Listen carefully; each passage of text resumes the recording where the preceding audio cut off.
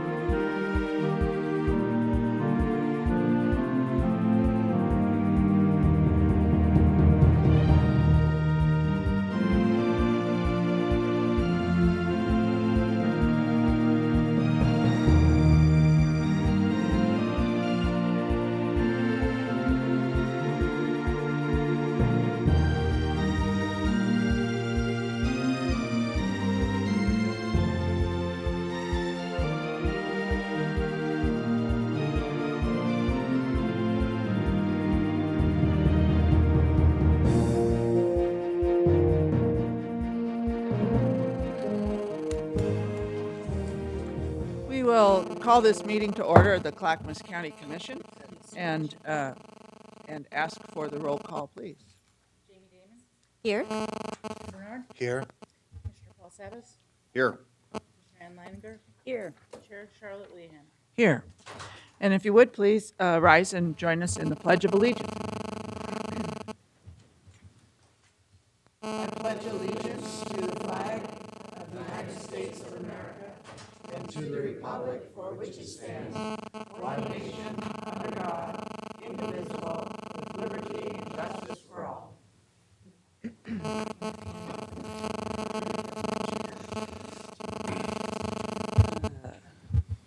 I would consider a motion to approve the order of agenda. Madam Chair, I move that we move the consent agenda prior to citizen communication. Okay. Is there a second? Are there any other changes? No. Is there a second? Yeah, I second that. It's been moved by Commissioner Bernard and seconded by Commissioner Damon that we move the consent agenda forward of citizen communication. Any other suggestions? I just may ask Commissioner Bernard what his rationale is. Just want to give more time and make sure the business of the county is completed before we go into public testimony. Okay. All those in favor signify by saying aye. Aye. Aye. Aye. Opposed? You know, I'm actually, I'm going to oppose that. I think that it's I'm concerned that we've got a lot of people here who want to testify, and I'd love to have us be able to get them through so they can get back to their work. Well, I think it we're was gonna- a well-intentioned motion, though, but I'm going to oppose it. Okay, passes 4-1. I think we will move expeditiously through the agenda in any event. And our first item up is a public hearing on acceptance of a transfer of jurisdiction from Clackamas County to the City of Oregon City for a portion of Beaver Creek Road. And we have with us Bill Garrity here from the Department of Transportation and Development. Good morning, Commissioners. Morning. My name is Bill Garrity. I represent the Department of Transportation and Development. The address is 150 Beaver Creek Road. What we have before us today is a resolution from the City of Oregon City requesting transfer of the portion known as Kane Road that's part of Beaver Creek Road.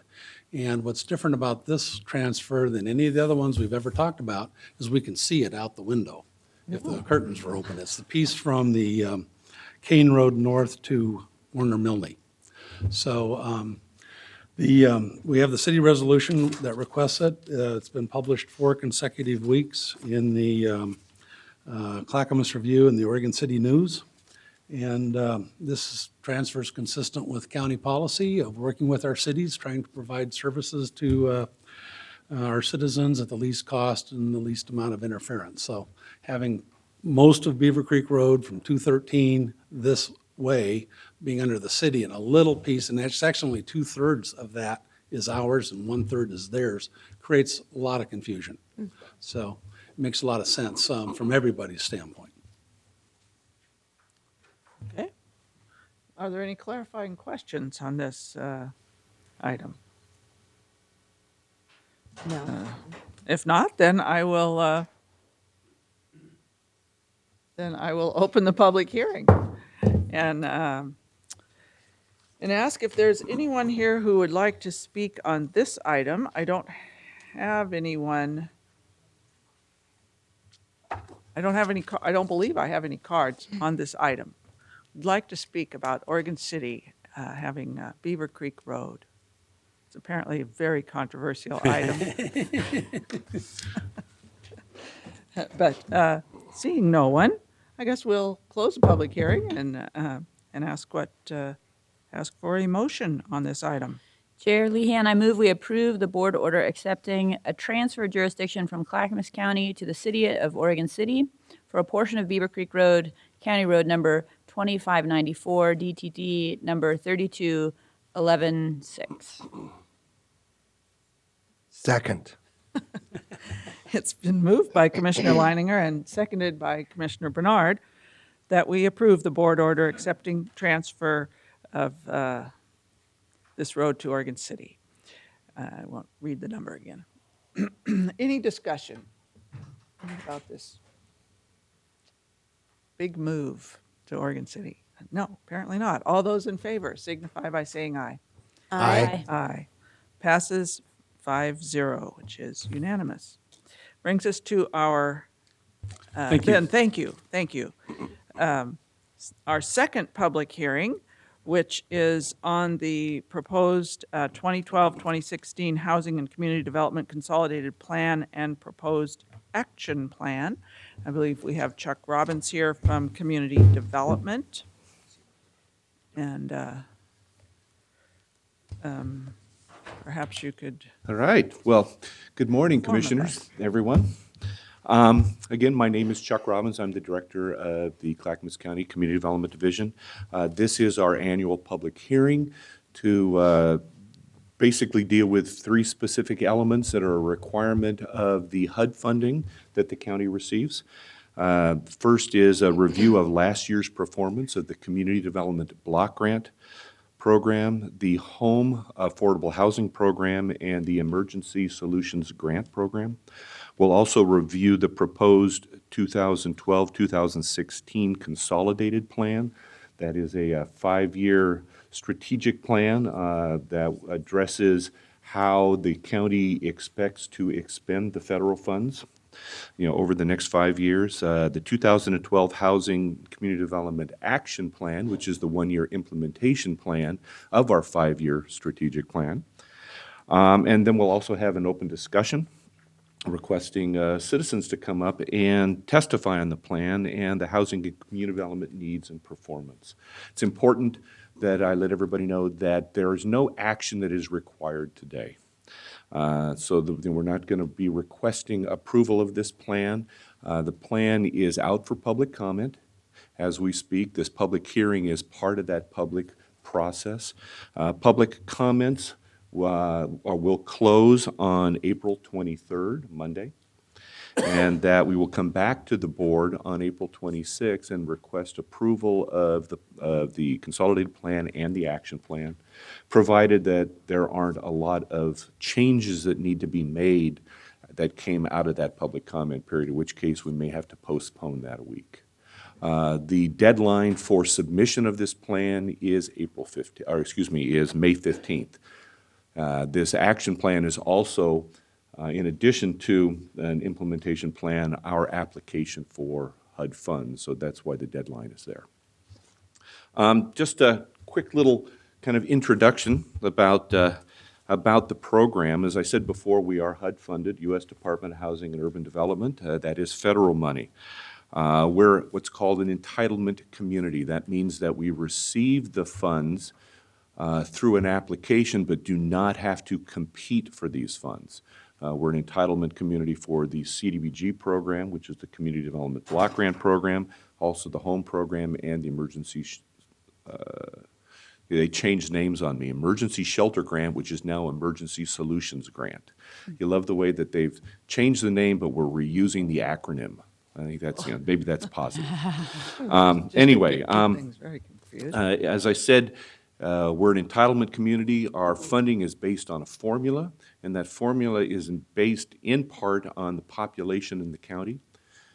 Currently, our population is about 395,000. Probably about half of that is unincorporated. The other half of that is in the cities. So in order for us to qualify for the funds that we get, we enter into intergovernmental agreements with all of the cities in the county. And in return for them entering into those agreements, we get to use their population in our calculations. And we will expend block grant funds and home funds in those communities to deal with situations or problems in their low and moderate income communities. There are a number of handouts. As I mentioned, the consolidated plan's got two parts to it, the main plan and the appendix. The action plan, there's also a short list that shows the projects that we're expecting to fund this year, and maybe more important is the 3-year funding recommendations that shows how we expect to spend block grant funds over the next 3 years. So, moving quickly. Performance. I just wanted to say that with the block grant program, this is primarily used for construction of infrastructure, public facilities, public services, and housing rehabilitation. See, over the last 12 months, we've done about $4.3 million in projects. This includes the expenditure of about $2.8 million of federal CDBG funds, $200,000 of program income, and we leveraged about $1.3 million for our projects from numerous private and local fund sources. A couple highlighted projects that I think are important. We did complete the Children's Center. This is a child abuse assessment and prevention facility in Oregon City. The Relief Nursery. It's an abuse and neglect, it's a program that's designed to prevent the cycle of child abuse and neglect through early intervention services. This is in Gladstone and is part of the Gladstone Family Services Center. Also did a number of streets. We did some streets in Canby adjacent to the fairgrounds and some green streets out in Estacada. So we work from one end of the county to the other. For the home program, we expended about $700,000 of home funds and leveraged about $20 million of additional funds, primarily through the state low-income housing tax credit.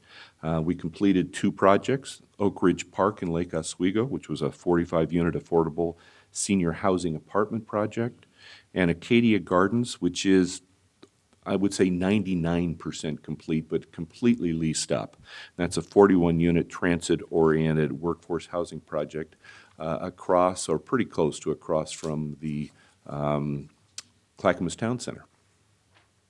We're also in pre-development on the Sandy Family Housing Project. This is a new construction affordable family housing project out in Sandy, and Hollyfield Village, which is a preservation project, acquisition rehab of an existing affordable senior housing project in Lake Oswego that we want to retain as affordable housing. The emergency shelter grant is about $93,000, and that funds all 3 of the emergency shelters in the county. That's the Annie Ross House, which is homeless families, operated by Northwest Housing Alternatives. The Domestic Violence Shelter, which is operated by the Clackamas Women's Services, and Springwater Group Home, which is a shelter for homeless youth that's operated by the In-Home for Boys. We're also completing the Neighborhood Stabilization Program. This was funding that we received through the federal stimulus program to purchase foreclosed homes. We've spent over $1 million last year and used that money to acquire a group home for disabled adults. that's being operated by the Edwards Center. We have purchased 2 community land trust homes, and we also then completed 7 low and moderate income homeowner loans. So that money is just about spent. So moving on to the consolidated plan, let me just read very kind of, so I can get it into the record, what is this plan? It says the consolidated plan is designed to be a collaborative process whereby a community establishes a unified vision for community development actions. It offers Clackamas County the opportunity to shape their housing and community development programs into effective, coordinated neighborhood and community development strategies. It also creates the opportunity for strategic planning and citizen participation to take place in a comprehensive context and to reduce duplication of effort at the local level. It is a requirement. It is something that we have been doing for a number of years. This plan is different from previous plans. Biggest difference is that previously we used to do a 3-year plan.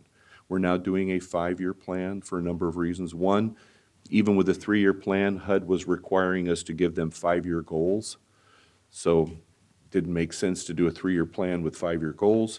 And also the cost for preparing these plans in terms of consultant fees and staff time has gotten bigger every year. So we figured that this was a better process to reduce those costs.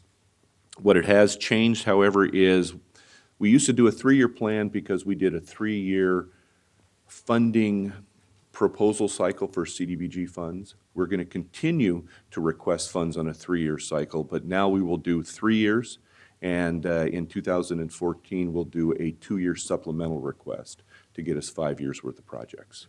What you see in this plan is just the 3-year funding recommendations. As I mentioned, we did hire a consultant. The consultant, John Epler Associates, collected information. So there's a lot of demographic information in here. Also worked with a number of stakeholders to find out what the housing needs out there. That includes cities, nonprofit agencies. We also had a very, I think, well-used internet survey. I think last time we had 150 responses. This year we set a goal of 500. We only had 497 responses. So I think we, so I think it worked. We got the information out. The plan, is used to develop community goals and strategies. And we've got 3 primary goal categories that we're working in: housing, human services, and community development. They're included in the plan. And then the funding priorities, which is another key element of the plan, which are included in the back of the appendices of the consolidated plan, were also part of our funding policies, which were used to solicit proposals. And it identifies those areas that we've identified as high need, and they're the only areas that we will expend block grant funds in for the next 3 years. So the action plan, as I said, is the 1-year plan. And it includes, a 1 year's worth of projects. It also has identified how much money we'll be receiving each year. The block grant program increased by 1%. The home program was decreased by 25%, and the ESG program was increased by 25%. And nationally, the CDBG program saw an 11% decrease, and the home program saw a 34% decrease. The reason Clackamas County was different is not for really good reasons. It's because as we went through the new census and collected more information, the number of people in poverty living in Clackamas County increased. And so that had a significant impact on the amount of funds. So that just means that, okay, we got a little bit more money, but the problems have just gotten bigger. CDBG program, I just want to kind of throw out a couple quick things for you. We're looking at spending about $2.55 million this year, which is considerably higher than our grant, but that's because we've got some carryover funds from projects that came in under budget or that were completed or canceled. So we're going to be using that money. We also have a $300,000 CD float, which is a specific type of a loan that we can provide short term. It needs to be repaid in 2.5 years. and is being used by the Land Trust to purchase some new homes. We received 45 proposals in this last cycle, totaling $14 million worth of CDBG requests. This plan was only able to fund about $5.5 million. So there are quite a few people out there that did not get funding, and I have to say that there's probably nobody in here that got 100% of what they requested. We work really hard to stretch the money as far as we can. The home program has about $900,000 that we're spending. That includes about $250,000 of carryover. And the ESG went up to about $167,000 this year, so we'll be funding all three shelters, but we're also have set aside some money to fund a new position to administer the homeless management and information system. So I went through very quickly. I would love to entertain any questions you have and open it up to public comment. Okay, any clarifying questions before public hearing? Yeah, if I may. I know this is federal funding. I think this is a great program, and I'm sure there's a lot of very good, worthy projects in here. There's one I have some personal knowledge of and awareness, and I see that it's slated for 2013. I didn't know what was the calculation for the prioritization as far as when it got funded, whether it was 2012, 2013, or 2014. However, on page 3 of 6, it lists item number 18 in the Jennings Lodge area. This happens to be, I just want to just clarify because it says Risley Avenue / Kellogg Avenue, but yet it says this project is to build approximately 1,764 lineal feet of new concrete sidewalks and curbs along Risley Avenue between McLaughlin and Oatfield. And I just want to point out that, I mean, maybe it's mischaracterized there, but the Kellogg Avenue is the one that's probably has the dire safety issue upon And, it. and thank you, you're absolutely right. We did go out and look at that project. Kellogg is the one that runs parallel to McLaughlin. McLaughlin. And so that should be Kellogg Avenue. That's part of the reason that that's in the third year also, because the Kellogg project, or the street is not located in a low and moderate income area, though it's clearly a low and moderate income street. So we have to do a survey to make sure that we can qualify it. So to answer, that's part of the reason it's in the second year. Okay, so it's not Risley, it's actually Kellogg. But it is Kellogg, and that is exactly right. Okay, well, And it will come around on Risley because there's there's a curb cut that we want to make sure that we get connected to, and there's some additional sidewalk, I believe, on Risley that needs to be connected. Right, I believe there's a crosswalk from the neighboring school that exits right to a culvert, and I thought for children to be exited to a culvert was not a safe thing, and there are some low-income housing on Kellogg Avenue. There's some people that are handicapped, and the road's not wide enough to really accommodate 2 cars at the same time, and there's an open culvert on one side and an open culvert on the other, so when the person with the wheelchair or the walker, or even the children can at least leap into the culvert in a dangerous situation, but the people in the wheelchair cannot. And it's just extremely dangerous, and I'm just nervous about postponing this project any longer, but I do appreciate your effort. I think if you went out there, you saw the urgency, but just envision, and we got pictures of these handicapped people trying to maneuver around the cars.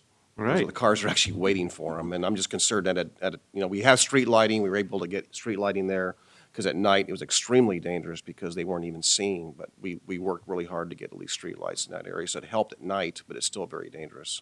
All right, well, and this is a great example of the partnerships that we have. In this case with the county, the proposal that came through was quite a bit larger than this, and included some areas that clearly didn't appear that it needed help. But when we looked at Kellogg, it was clear that that was an area that definitely needed help. So in working with DTD Roads, that's how we actually even arrived at the dollar amount to say, okay, if we just did Kellogg, what would that cost? And I will look into whether or not it can be moved to 2012. Great, thank you. Commissioner Leininger. I wanted to make a point of clarification out of respect to a great organization that is represented in the audience today, and that is Los Niños Quentin. And they run a shelter for all survivors of domestic violence and their families, and they have particular expertise for Spanish-speaking survivors, and it didn't come up in the initial description of what the service offerings were. But I want to make sure that as our Spanish-speaking community in Clackamas County grows and increases, it really is extremely important that we have services that are right on target in terms of meeting the cultural and language needs of people who are trying to escape from violence and be safe. And this is a wonderful program, and want to make sure that I acknowledge its importance and its operation, so that people in the community who may be watching this know that this is a resource, and so we all can increase our understanding of the wonderful resource that they provide. Thanks. Okay, if there are no other clarifying questions, I do have 5 people signed up to speak on this public hearing, so I will open the public hearing. And the first 2 cards I have are Mike Wells and Scott Archer. And if you could just could come up and give your name and address, and you have three minutes to speak on this topic. Good morning, Commissioners. I'm Mike Wells, 40550 Southeast Bobtail Lane in Sandy. Our businesses are located in the Welch's area. And I want to speak and compliment the Community Development Group, compliment them to you as a fine job they do. I had the wonderful experience of being a volunteer to help the county on one of those projects to greatly expand the shelter space for Clackamas Women's Services, and Chuck's staff both educated me and helped me greatly to accomplish it. So it's a great program that I have every hope of working further with and looking forward to, and I know you're going to take it apart and do the best you can with it. So thank you. Thank you. Mr. Archer. Good morning, Chair Lehan and Board of County Commissioners. My name is Scott Archer. I'm the City of Oregon City's Community Services Director. I'm here today on behalf of the city to express my support of the proposed plan and specifically the funding of the Community Development Program, block grant programs recommended funding list. The City of Oregon City has submitted for funding support of the preservation of the Ermatinger House, which is one of the most historically significant buildings and specifically houses that we have in our community locally, and also one of our most significant houses in the state. In fact, it's on the Historic Preservation League of Oregon's top 10 list of endangered places. So we're making significant efforts to preserve and restore that facility. I'd like to encourage the board's support of the proposed plan. We're funded on the proposed list in year 2, which works quite well for us in terms of the way things lay out. I want to, as the gentleman next to me just did, also specifically thank and acknowledge your excellent staff, specifically Chuck and Mark. They've been just excellent to work with. We've had a really good experience working through the whole process of the application and then the subsequent meetings and follow-up discussions that we've had. The process has been very clear, very organized, and very fair. As Chuck just noted a little bit ago, not everybody that got funded is receiving what they asked for, and that's including our application. But I think the way that they've gone about the process of allocating and distributing those funds has been, they've just done a really good job and have been very clear about how they've communicated that. So I've really appreciated working with them. So again, I'm just here to support this and encourage your support of the recommended plan. Thank you.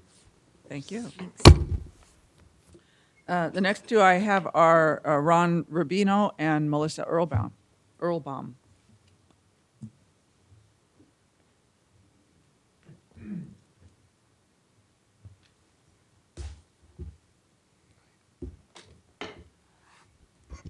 Good morning, Chair Lehan, Commissioners. It's a pleasure to be here, and thank you for inviting me to speak on behalf of Legal Aid, who is, through the Housing Rights and Resources Program, a recipient of some of the funding that Community Development administers. In reading through this consolidated plan, the first we've had in 5 years, timely, it's wonderful to see the scope of the projects that it funds. wonderful to see how the human needs of our citizens are being met through a wide range of services. Everything from transportation to homeless services, domestic violence, and legal services. Through the project, the Housing Rights and Resources Program, we partner with Clackamas Social Services and our other community partners, including Clackamas Women's Services and Northwest Housing Alternatives in the home-based program to serve clients in dire needs. And I won't go into too much detail about that, other than to say that when we have clients who thank us with tears in their eyes, I feel it incumbent upon me to express that thanks to you all for supervising this program, and want to give thanks to Chuck, Mark, and the other staff at Community Development who have really a sense of mission and vision about serving the community. I want to thank you both, thank you all very much for this. Thank you. Melissa Earlbaum, 5288 Broadway in Westland, here representing Clackamas Women's Services. Wanted to also express publicly thanks to Chuck and his staff for all the hard work that they do and continuing to look at domestic violence as a really important piece of the consolidated plan. The first year funding and throughout the funding, Chuck talked about the emergency shelter grant, which is about a little less than 10% of our budget for running our emergency shelter, but it's been critical funding that we've been able to use for occupancy costs and maintenance year after year, and that's remained stable over the years, so we appreciate that. And then we're also slated in the 2014 allocation for some seed money to begin looking at the Family Justice Center model, which would have put Clackamas Women's Services, culturally specific organizations, the district attorney's office representation, sheriff's office all in one place, so that domestic violence victims have one-stop shop to go to for their needs. And so that's slated in the third year, and we're really excited to be able to use that sort of initial seed money to leverage other resources and look at future block grants. So I'm just here in support of the plan and Chuck and his team. Thank you. Thank you. And finally, I have Martha McLennan.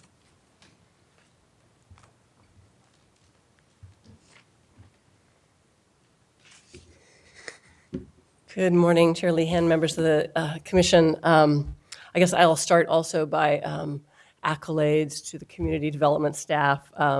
They've been excellent partners of ours in all of the work that we do.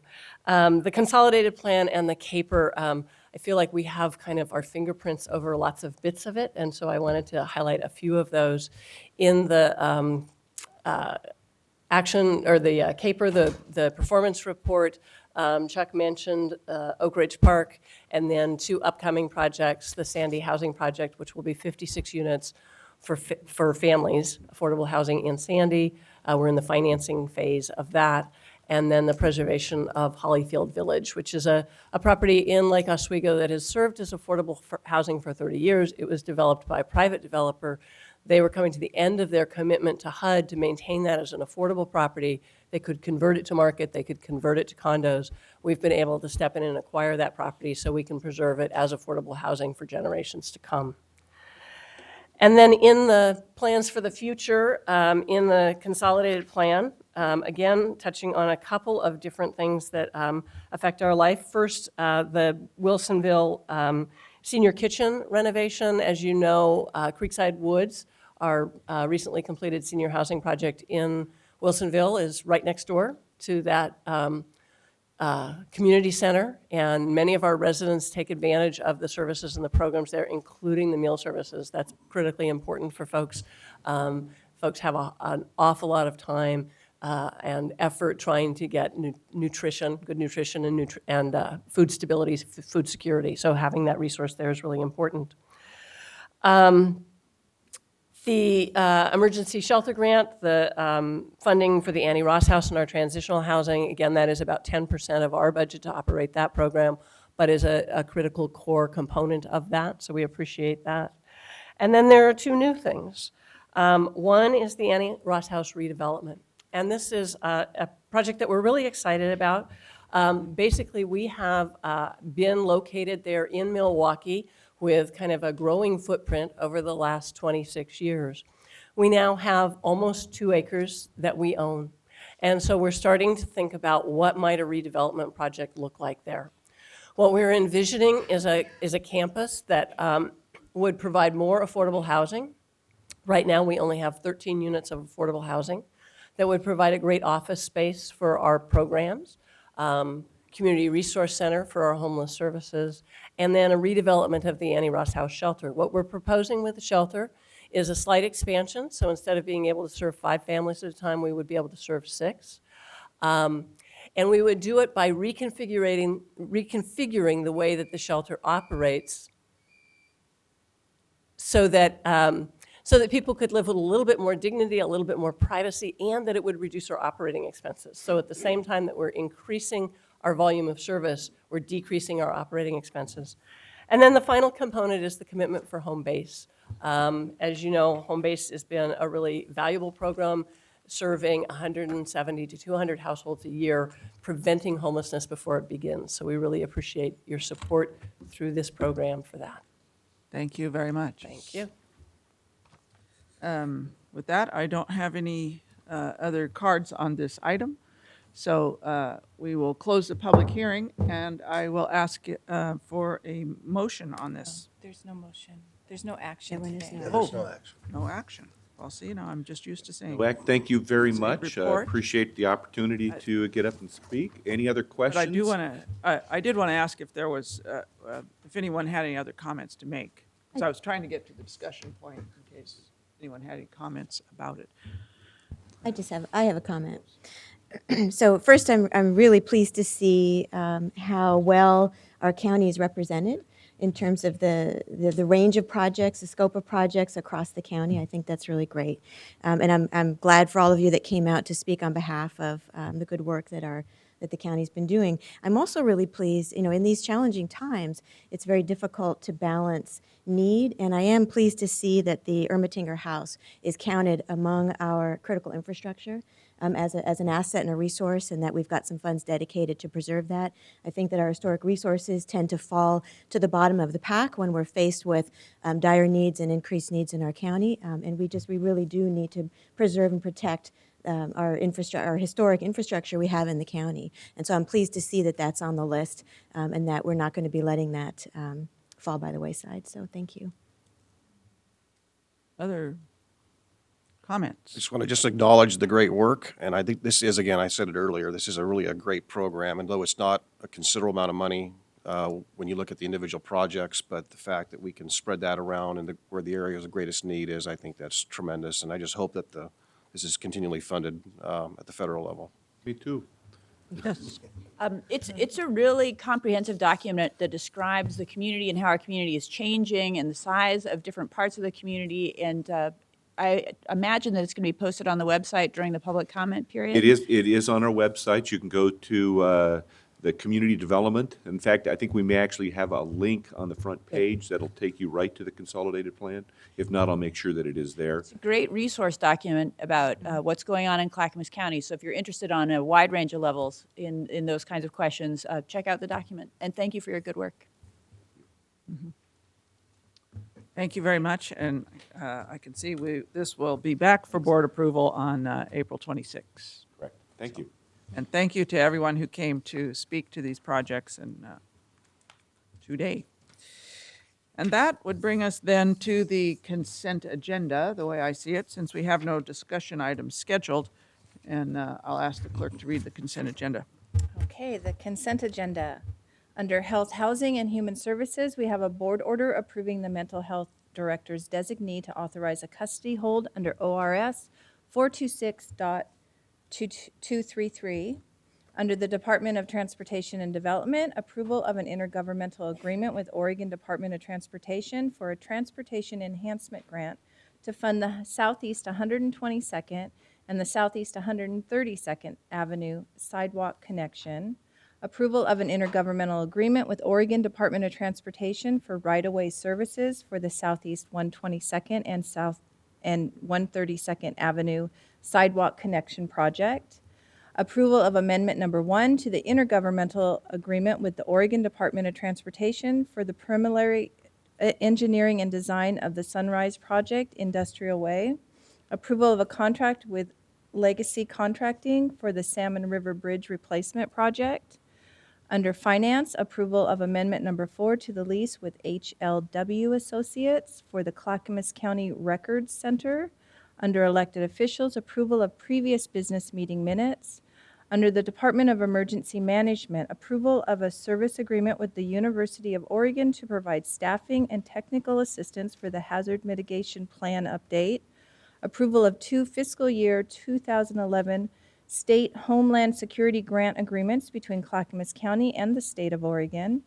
And under the North Clackamas Parks and Recreation District, approval of Trillium Creek Park as the new name for the Anderegg property. And that concludes the consent agenda. I would entertain a motion to approve the consent agenda. Madam Chair, I move we approve the consent agenda. I'll second. Been moved by Commissioner Bernard, seconded by Commissioner Leininger, that we approve the consent agenda. All those in favor signify by saying aye. Aye. Aye. Passes 5-0, which is unanimous. And I will note that you can see any of these items online, and it should be showing on your TV screens if you are watching at home right now, how to access that if you want to read more about any of these items. And that brings us to citizen communication. And I have quite a few cards here for citizen communication on one topic and another. So we will try to move as efficiently as possible. Citizen communication is an opportunity for citizens to address the board on items that are not on the agenda or items that are on the agenda but not scheduled for public comment. It is limited, this portion of the agenda is limited to items of county concern, but all viewpoints are welcome. Because the board has limited time available for business meetings, please limit your comments to 3 minutes, and you can't cede your time or give your time to another speaker. You may also submit any testimony or comment in writing at any time. And I also want to note, as Commissioner Savas has done before, that we do have on the first Wednesday of every month, there is a community roundtable that starts at 5:30 in the evening, and the next one is May 2nd, and that is another opportunity to speak to the commissioners. I will call people forward 2 at a time and announce who the next 2 speakers will be, so you have time to prepare. Please be prepared to speak when your name is called. We ask that your comments be respectful and courteous to all. In most cases, if you have an issue that you will need a response on, it should also be submitted in writing along with the best way to get back to you about it. Commissioners may choose to respond under commissioner communication, or staff may get back to you after the meeting. If you wish to speak, you should have already filled out a blue card and given it to our clerk. And the first 2 cards I have are Alice Richmond, who is here, and Richard Langdon. I'm going to be very brief. Thank you. Very brief.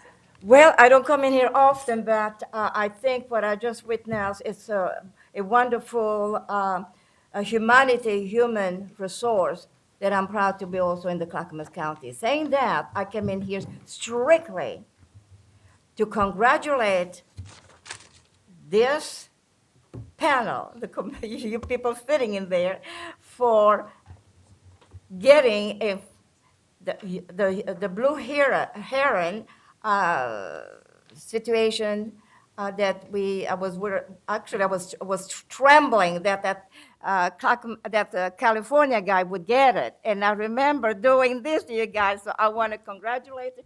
Good job. I think it's secure, I understand. And I think now it is, let's do a good master plan for it. And I know the Westland City is on top of things in there. And this is the kind of progress in the vision of our future, whether old people like me or younger or unborn citizens that will enjoy in the future when they come to Clackamas County, no matter what city. Thank you very much. Good job done. I'm leaving. Goodbye. Thank you. Thank you, Alice.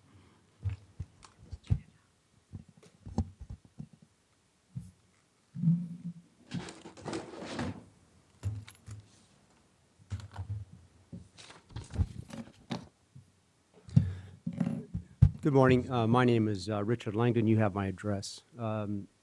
First, I'd like to point out that once again, I asked a question 2 weeks ago, and I was assured someone would answer it for me here from Clackamas County. I've yet to hear from anyone at Clackamas County, and I doubt that I ever will. The question was, what is the Clackamas County written definition of the ambiguous phrase similar uses as used in ZDO 235? My guess is it probably doesn't have a definition in the definition page because the word development, at least it formerly was not even in the definitions page of Clackamas County's code book. We have a problem of illegal land use code in Clackamas County. At the March 22nd, 2012 weekly business meeting, one of the commissioners, when speaking of ZDO 235, said the following, and I'm going to quote here: "You are always trying to walk a line between having clear and objective standards, which you are required to have by law, and being very fast and yet having flexibility, change with changing circumstances." We see here two mutually exclusive statements from the commissioner, with the latter statement allowing the staff or elected officials to simply change codes to fit their changing circumstances as they see fit, which is the custom here at Clackamas County. Now, I have a simple, reasonable question that I do expect an answer to. Any commissioner will do. How can having flexible and ever-changing Clackamas County land use codes comply with the legal requirement that the same codes have clear and objective standards? You know what? Today, I'm going to pass on getting that answer today, but I'll look for that answer next week. Very clear conflict in those two statements. You know, I'm going to pass, and the reason is because I think I know the answer to my question. The answer to my question will be that I will be hauled off. Having citizens hauled off here in Clackamas County appears to be easier than answering a question from that same citizen. Pathetic. When I rise from this microphone, the toilet will be flushed. You will say, "Next." Another citizen will testify. The toilet will be flushed. You will say, "Next." And this arrogant and dismissive practice will continue until a large group of citizens attends these meetings and finally insists upon and will not leave without an answer to their reasonable questions.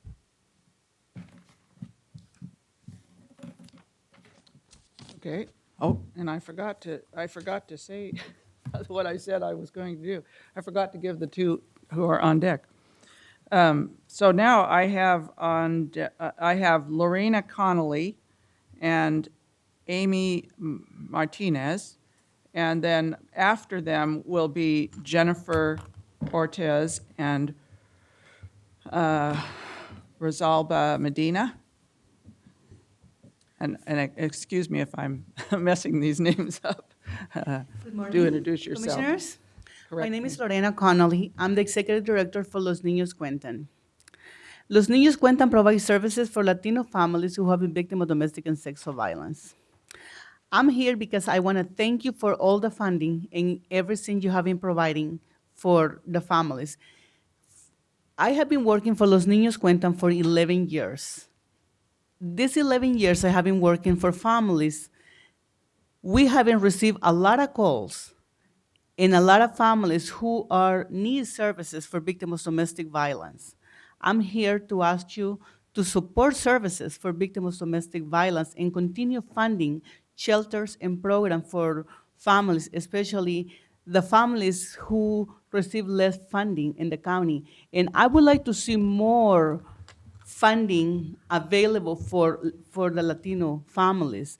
The Latino families is growing in Clackamas County, and we need more services. And I really want to thank you for the supporting the plan to continue funding those services. Thank you, and I'm glad to be here today. Thank you for coming.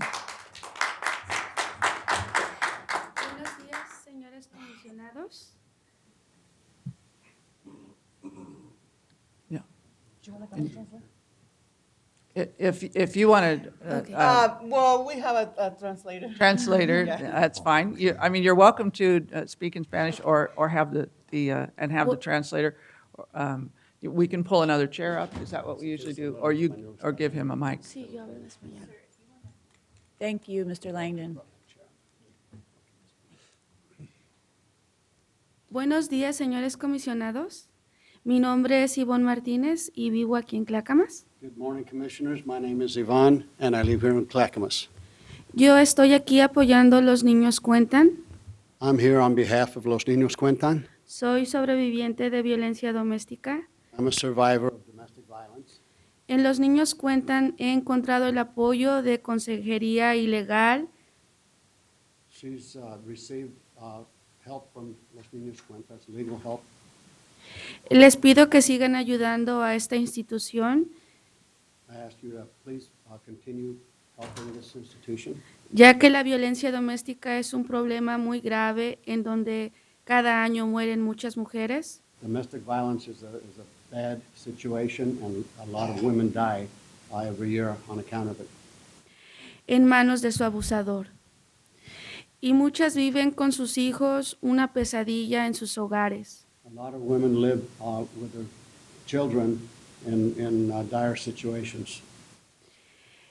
Queriendo escapar del abuso, y Los Niños Cuentan enseña a la mujer la forma de poder solucionar ese problema. Los Niños Cuentan really help the women to get out of those situations. Los Niños Cuentan enseña a la mujer lo valiosa e importante que somos y que no debemos vivir en esa violencia. Los Niños Cuentan shows us that we are valuable people and we shouldn't be in those situations. Porque la vida puede ser bella sin violencia si tomamos una decisión. Life can be beautiful if we get out of domestic violence and become survivors. El apoyo que da esta institución es muy importante. The help that Los Niños Cuentan gives is really important. Y ellos cuentan con el único albergue Casa Hogar para las hispanas que sufren violencia doméstica. And we have a safe house for women that come out of domestic violence. Les quiero pedir que sigan ayudando a esta institución I ask you to please continue your help and support of this Los Niños Cuentan para que sigan ayudando a la comunidad. so that they can keep helping the community. Thank you. Muchas gracias.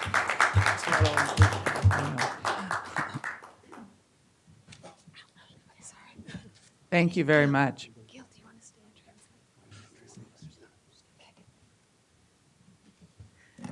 Good morning, Commissioners. I'm pleased to be here. I'm Jennifer Ortiz. I live in Oregon City, and I also work with Los Niños Cuentan, particularly in the outreach aspect of our agency. In the last 10 years, from the 2000 census to the 2010 census, we've seen the Latino population in Clackamas County more than double.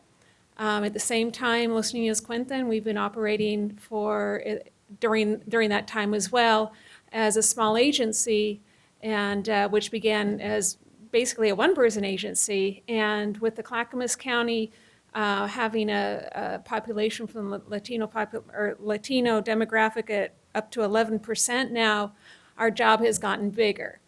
And as we offer culturally specific programs, which makes us unique. There are several barriers that Latino families, particularly women who are suffering domestic violence, sexual assault, also child abuse, face. Not only do we have to reach out to them, but we also have to bridge those barriers that include the isolation economically and socially, the language barriers, cultural beliefs, family obligations, community pressures, fear of our legal system, and lack of information about the services available to them. So within what we do to assist the women face-to-face, it is our large task to bridge all of those barriers in order to help these women and their families become healthy again. One aspect of our program that we have been able to continue through your generous funding from the Board of Commissioners and other county agencies is Casa Hogar. It is an emergency shelter for Latino women and their children who have left a domestic violence situation. More than sheltering them, we also offer them support groups, job skills training, language, information referral to services that they otherwise wouldn't participate in. And we enable them to go out into the community in Clackamas and participate as citizens. And your continued support of our agency, as well as the other domestic violence agencies in Clackamas County, is not solely a charitable contribution. The investment in our families, in our children, is a community investment. When we invest in our children, when we invest in those families, it's an economic investment.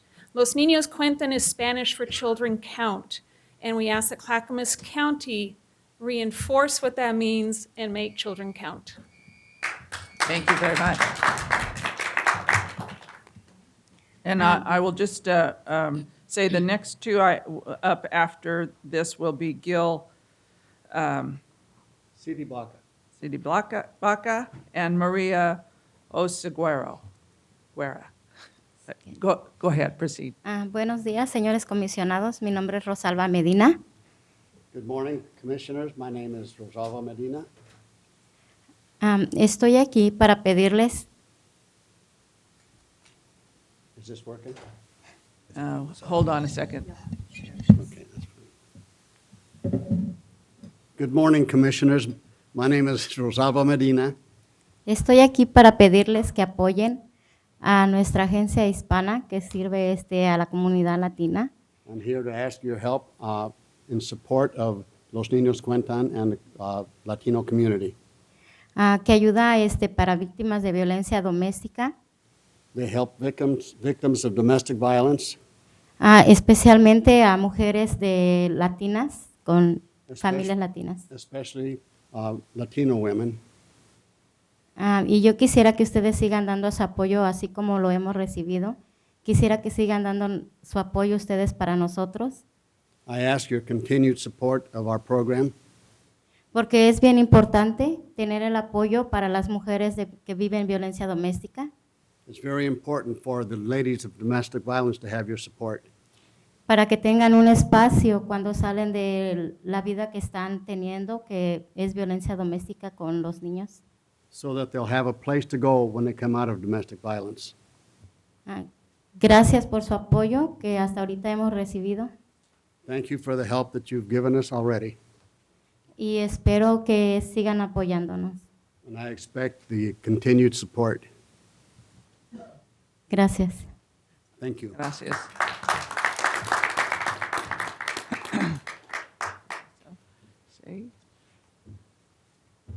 Next we have Gil and Maria. Oh, I get to sit at the mic now. Oh, well, there you go. I was going to ask for our talented translator to introduce himself. Now I see you're up. Hello, my name is Gil Baca, and I'm a new board member with Los Niños Cuentan. So I am just getting my feet wet. Proceed. Buenos días, señores comisionados. Hello, commissioners.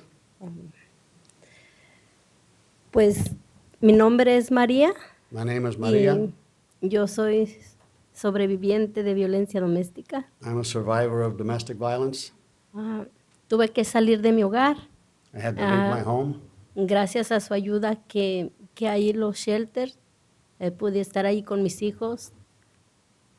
Thanks to you, there were shelters that I could go to with my kids. Sin su ayuda, no sé qué pasaría, pues muchas vidas, ¿verdad?, estarían más en peligro. Without your help, I don't know what would have happened. Our lives would have been destroyed. Y gracias porque es una ayuda que le brindan a uno que viene aquí a este país y no sabe, no conoce uno a nadie. It's a help that you give us. We come to this country, we don't know anybody, and we don't know where to go, and a company like, or an outfit like Los Niños Cuentan helps us. Y pues, esa es mucha ayuda, porque uno corre mucho peligro, ¿verdad? Y los niños también sufren mucho viviendo esa vida, mirando cómo hay violencia. You're a big help to us because we're in danger with our families, and especially the kids, and you help us get out of those situations.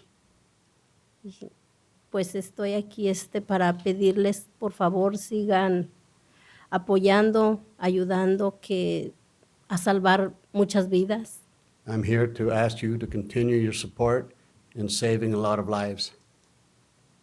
Y muchas gracias. Thank you. Thank you.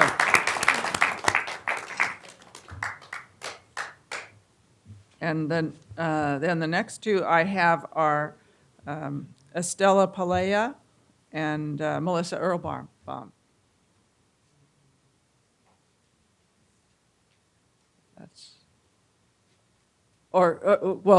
Yeah, why don't you, that worked well to have the two of you up, so why don't you come up, Gil, and again, Okay. Melissa will wait. Okay.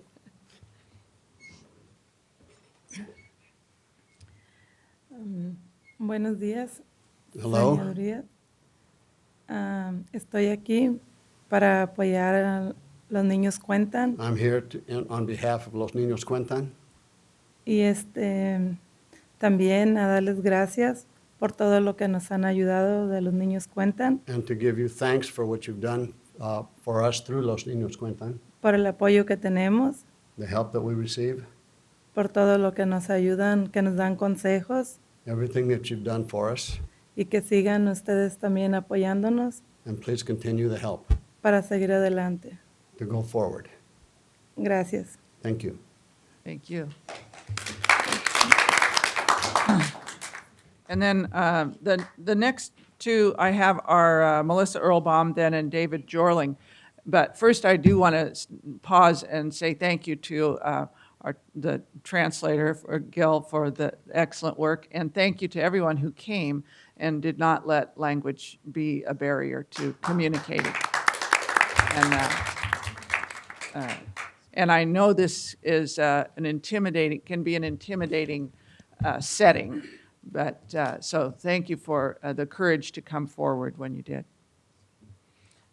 And then the next one is David Jorling. Is he here or no? Yeah, you can come on up if you want. And Melissa will go first, and then you can come. And then I have Mike Wells and Les Poole. Okay, Melissa Earlbaum. I've already introduced myself. I'm here again as a citizen of Clackamas County and the Executive Director of Clackamas Women's Services. As you acknowledge the courage of the survivors that spoke today, what I want to do is bring it back to you. On March 20th, you made a public commitment to fund domestic violence and child abuse services with $1 million. And that is critical because of the survivors that are here. They wouldn't be served without those additional resources. And I can't say it better than what you've heard from them. You see them, you hear them now. We've been coming every week and we will continue to do so because it's really important that you fulfill that commitment and that we work together for long-term solutions for additional funding for these services. And CWS, Los Niños Cuentan, Northwest Housing Alternatives, the Children's Center, we're all here to work together collaboratively with you to make that happen. So thank you. Good morning. My name is Dave Jorling. I'm a resident of Lake Oswego living at 684 9th Street, and I am here to segue to a completely different topic, expressing concern and opposition to the upcoming ballot measure with respect to the light rail initiative that's due in September. In March, just last month, the Oregonian reported that a growing number of Clackamas County citizens now take Amtrak from Oregon City to commute to work. The general increase in transit ridership region-wide demonstrates that many more citizens are discovering that they cannot financially sustain their current level of automobile usage. Alternatives are necessary for our region's economic health. With this impending light rail, anti-rail ballot measure, Clackamas County, a vocal few of well-funded transit opponents want to remove transit options many citizens will need because of the growing costs of owning and operating cars. The fact is that the automobile is the most expensive form of transportation ever invented and the most subsidized. Just to cite by one example, The taxes we pay and to subsidize the oil companies and the tax breaks that they get hides the fact that if big oil were not subsidized, the gas would cost about $20 a gallon. The U.S., however, is now producing more oil than it has produced in over 10 years. And believe it or not, it is now exporting oil, despite the fact we still import almost 50%. Where is the anger about that? Why are we paying $4 a gallon for gasoline when the oil companies are exporting oil to other countries? The Keystone Pipeline alone will cost between $7 and $20 billion, and it's been controversial because there's been such environmental concerns about it. But it is actually, according to analysts, expected to raise the price of gasoline, not lower it. And one analyst had predicted that all of it, the oil from that pipeline, will go to China and India and other emerging nations. The ballot measure that goes to the public is so overbroad that if we want to spend any money like security, we have to have an election. I don't know if Clackamas County funds the Amtrak station in Oregon City, but if it does, according to my reading of that ballot measure, if we want to send a janitor or a repairman to clean up or just take out the garbage from that station, an election would be required in Clackamas County. This measure also makes it harder and harder to build any kind of transit and will handcuff our future generations. And I must emphasize that I have concerns about the willingness of this group to save the taxpayers' money when they force upon us 2 elections this coming fall, one in November and one in September, that the taxpayers will have to fund. Thank you. Thank you. Next up are Mike Wells and Les Poole. And on deck, I have Fred Nelligan and Mary Ann Moore.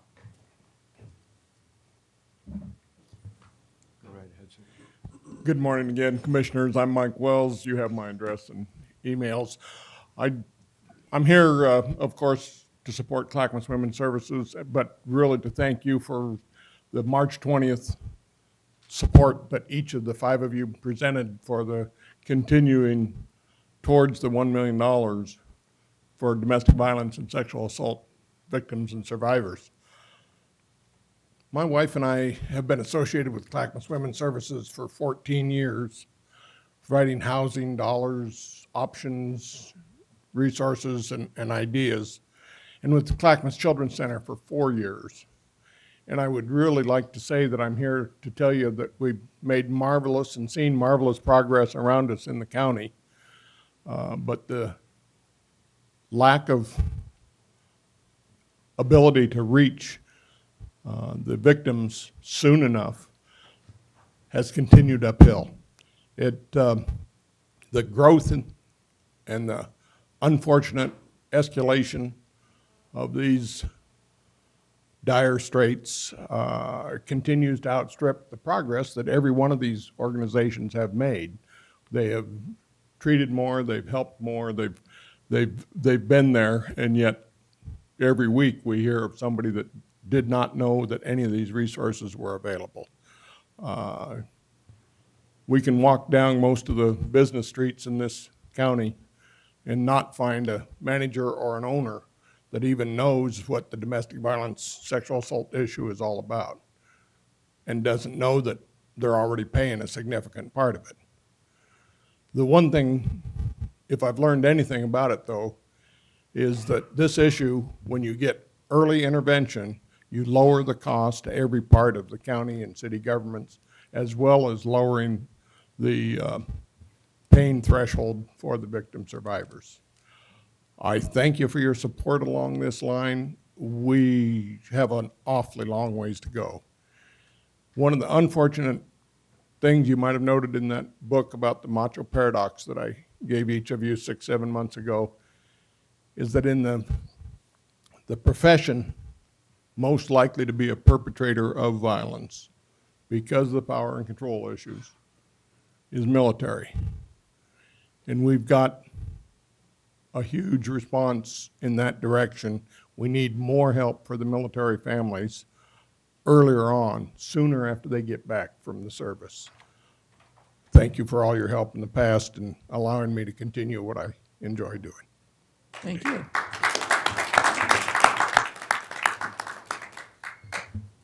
Yeah, good morning, Les Poole. You've got my information on record, and kudos to the gentleman seated to my right.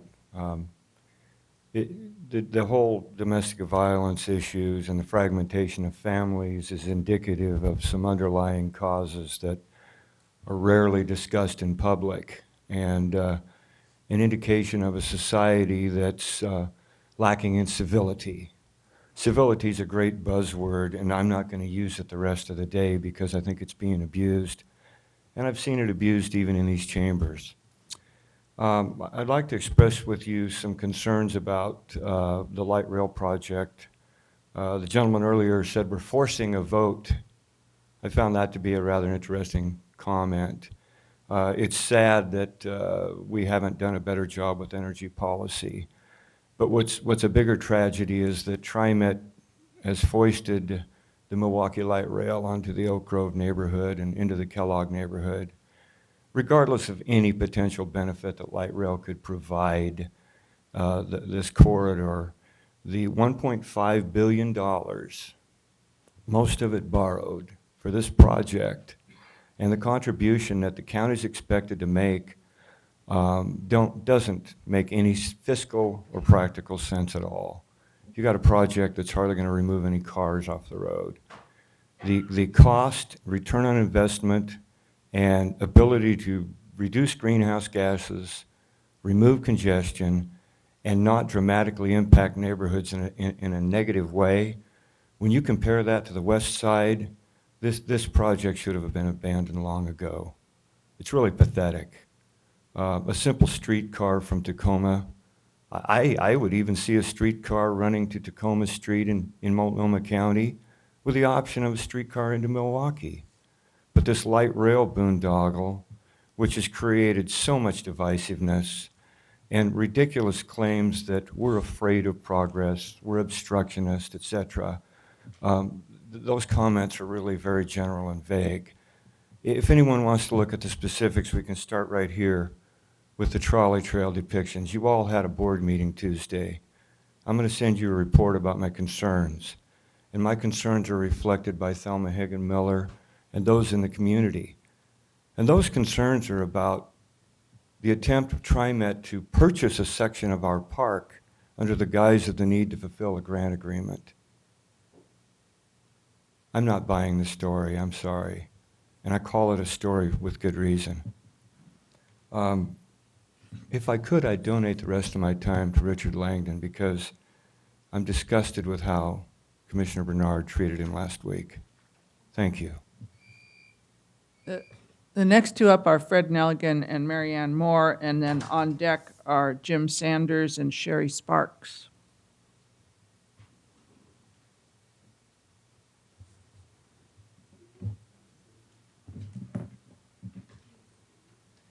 Good morning, Commissioners. My name is Fred Nelligan. I live in Oak Grove. I am here this morning to talk about two things, one being community building, and the other is the voter initiative process that we have going here in the county these days.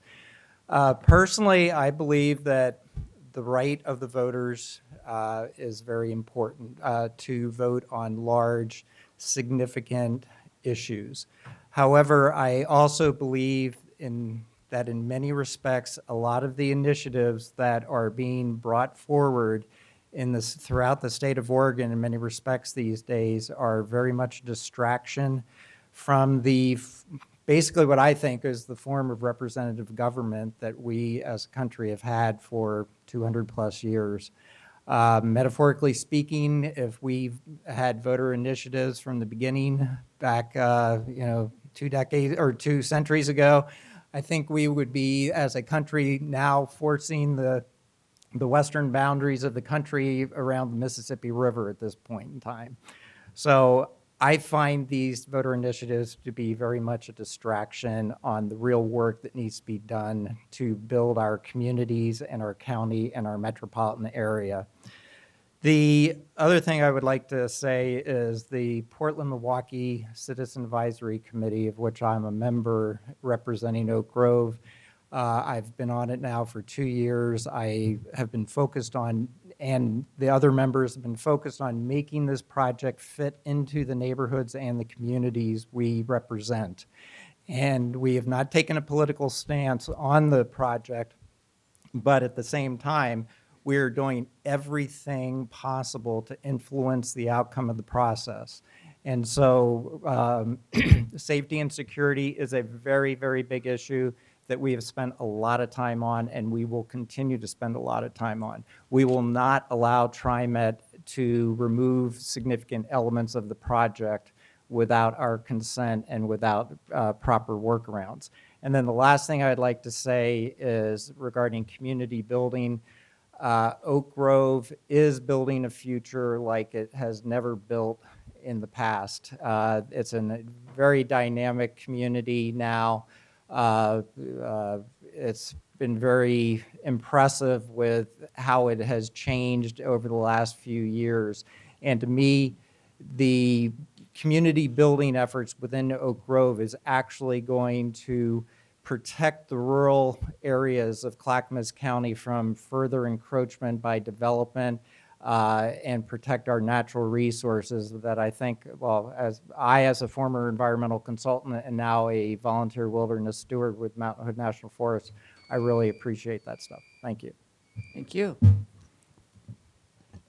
Yes, Mariana Moore from Gladstone, and you have me on record.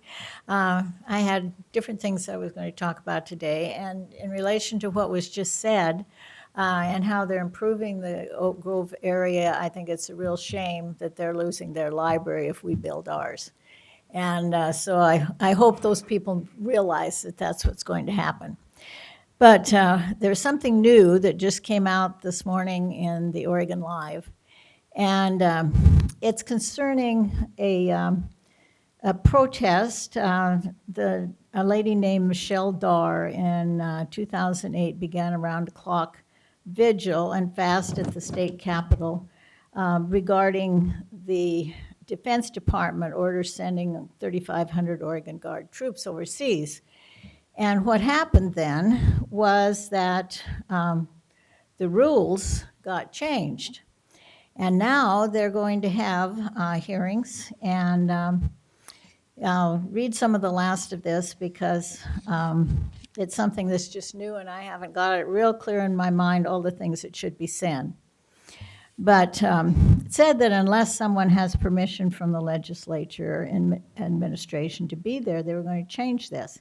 So in January 2009, the Legislative Administration Committee, chaired by Courtney, and then Speaker Dave Hunt rewrote the rule prohibiting anyone from occupying the state steps overnight.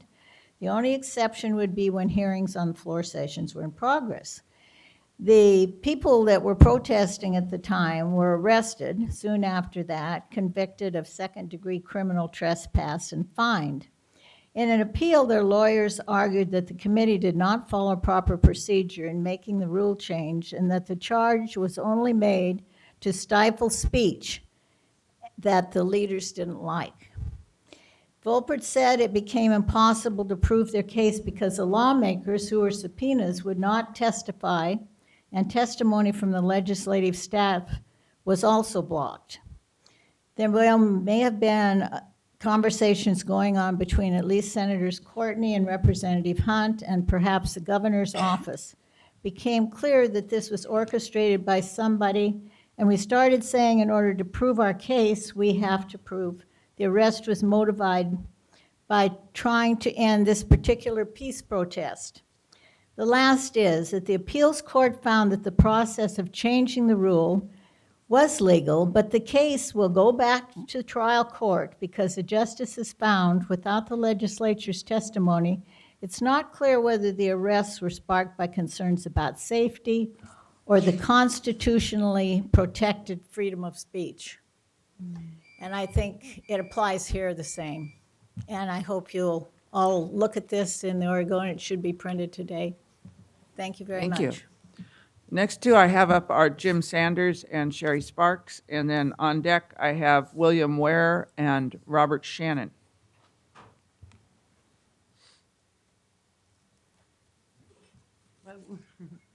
Hi, my name is Sherry Sparks, and I'm a resident of Milwaukee. I came here today to share my family's experience with homelessness 3 years ago. We became homeless when I lost my job, and shortly after, I ended up moving into a tent with my 3 children, and we stayed there for about 6 weeks, and then we ended up going out to Malino and staying with a friend who was in a relationship. Well, her significant other was doing time at the time for domestic violence. And while we were there, he started getting out on home visits, and they would start fighting really bad, and I'd have to take my kids and just like walk up and down the street because I had no place to take them. And at that time, thank goodness, I got the call from the social services that Annie Ross had a place for my children and me, and so we went and stayed there. And from there, we were hooked up with Rentwell and lots of other resources that were really beneficial. And within a couple of months, I was in the place that I'm in now. We've been stable for 3 years, and I just wanted to, share that experience and how helpful those resources were to us. And thank you for your time. Thank you. Thank you. Congratulations on the stability, on Thank being you. stable that long. Thank you.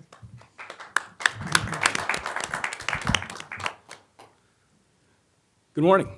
Jim Sanders, Milwaukee. Address is on file. Nice to see you all here today. All seats are filled. That's good. I would like to talk a little bit about the IGA between the county and TriMet regarding the land at the trolley trail. Just the fact that you are considering giving the evil empire our land is appalling to me. It's obvious what you're trying to do. After all, Commissioner Bernard did mention at one time, he said, as long as there's a monetary value placed on it, and it will be subtracted from the $25 million that we owe from the other IGA. But on a good note, finally, there is an inkling of what you are thinking about how you are going to come up with the $25 million. We are in the dark, and we are tired of it. I'm curious as to what agencies you have talked to about cutting their budgets so you can take that money also, fire, police, education. It's beyond belief to me how you can be on the hook for $25 million that you do not have, but you have no problem spending money in ridiculous ways. For instance, you could have put our measure on the May ballot with the swipe of a pen. Instead, you're going to waste upwards of over $120,000 on the county's money for a special election. That's unbelievable to me. Or how about the $25,000 for the recent poll? And what a poll it was. 400 people were scientifically contacted. And the results were basically common knowledge and everybody knew. It's astounding. Well, we've been conducting our own polls, and only ours are a little bit different. It's called 12,000 signatures 3 times. And at the end of the day, the results were over 70% of the people finally got their say and were heard. This brings me to the part where I usually ask a question, but it doesn't seem to work too well with this commission. Asking questions seems not the way to go. So I'm not asking, I'm demanding to know where you're going to get the $25 million. Time is running out on some of you. After all, this is an election year. Don't forget, over 70% of the voting public are not very happy. I also am demanding full disclosure as to what was discussed in Washington, D.C. No more secrets. Now is the time. I also would be remiss to not touch on the horrendous abuse of the First Amendment when a citizen was trying to speak. There was a bully in the room, definitely, but he wasn't the one escorted out. Thank you.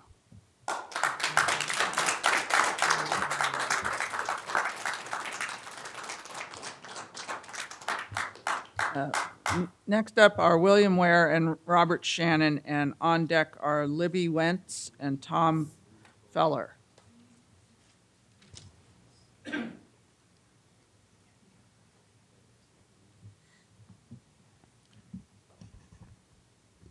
Good morning, Commissioners.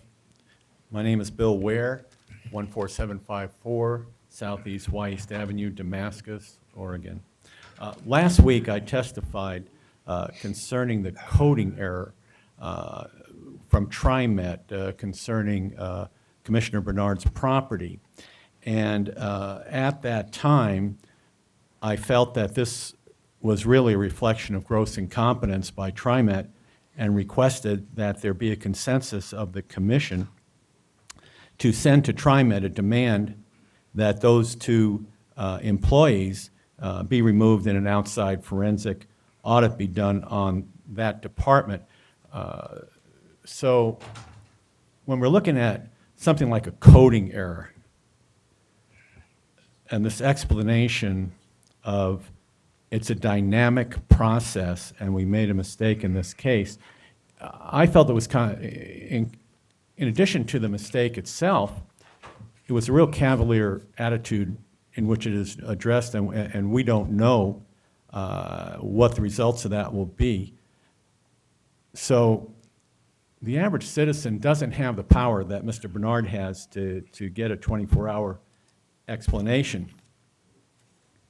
And on the subject of power, I had the unpleasant experience witnessing Mr. Langdon's forcibly being removed from this room after stating, "My silence is my testimony," for the remainder of his time. Now, you as the commissioners, you have the power. You create rules concerning citizens' comments.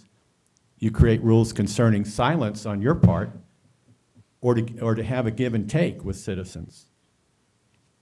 You have the power to make rules whether meeting comments by citizens are made at the beginning of the meetings or at the end, or during the day or at night.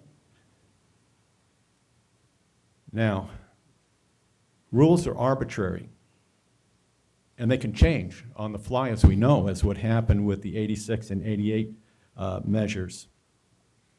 Now, Mr. Langdon does not have power, but he has the First Amendment.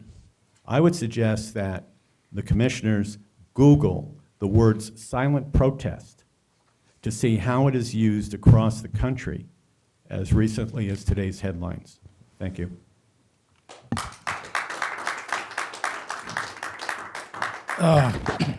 Robert Shannon, Damascus, Oregon. Good morning. I'm at Good Morning Council people. Anyway, I'll go ahead with what I got here. Mr. Bernard, you broke the law last week by starting the clock early on Richard, and when he chose to testify in silent, you had him removed. This was his constitutional right under freedom of speech, and you were out of order. You need to resign today, and the clerk woman needs to remain in the meeting till it's adjourned. That's all I got to say. Also, well, let me say something. Paul, the article you got in that paper is really good. I really thought that was great. In the Northwest paper there. Really was good. The next two I have up are Tom Feller and Libby Wentz, and on deck are Jean and Janet Schoenheit. Am I up? Am I on deck?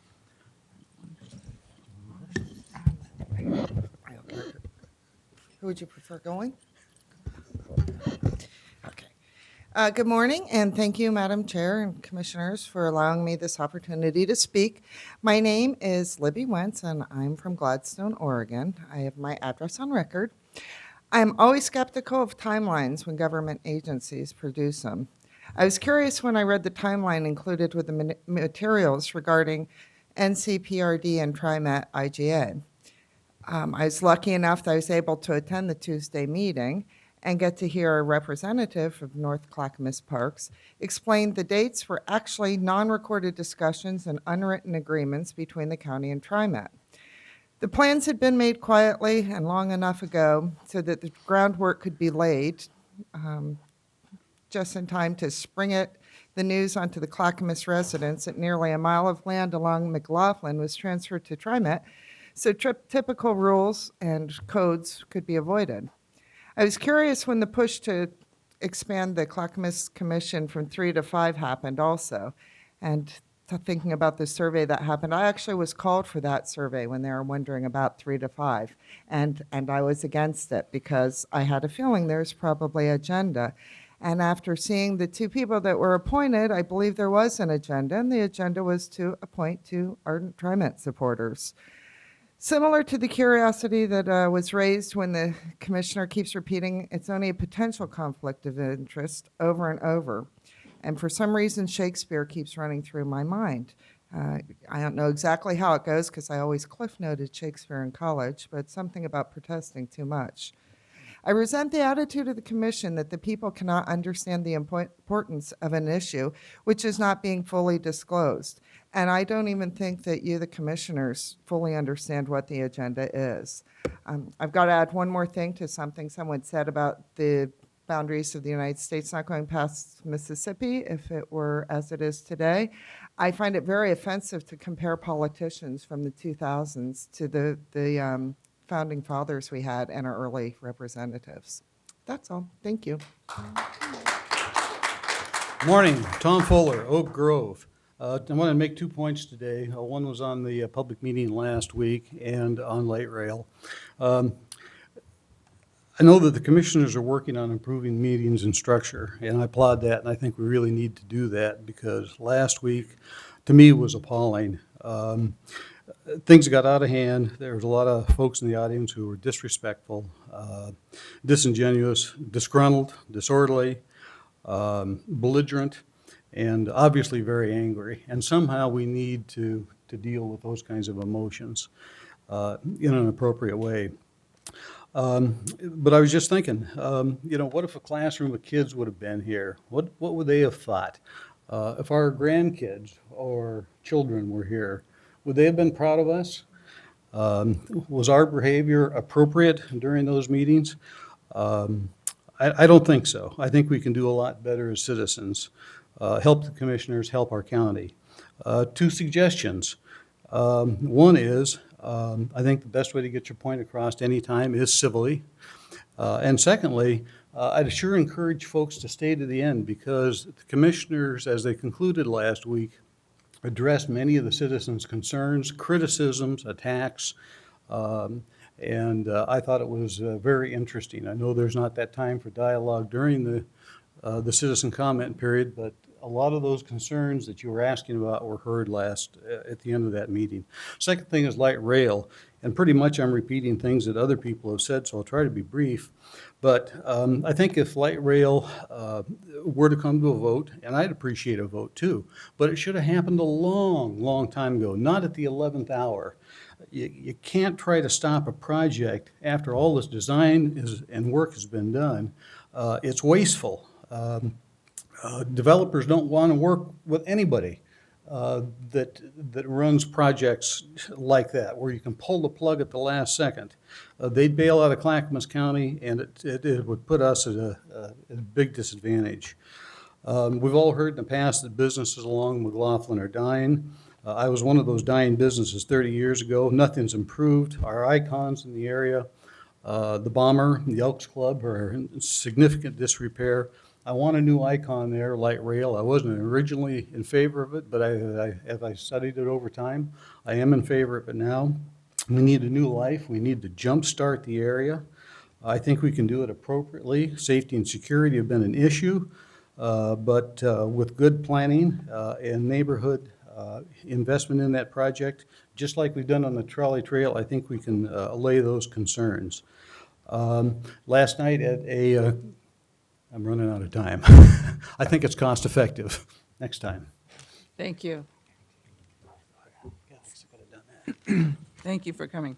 Next up is our Janet and Jean Schoenheit, and on deck are Mac Woods and Janine Freeman, I believe.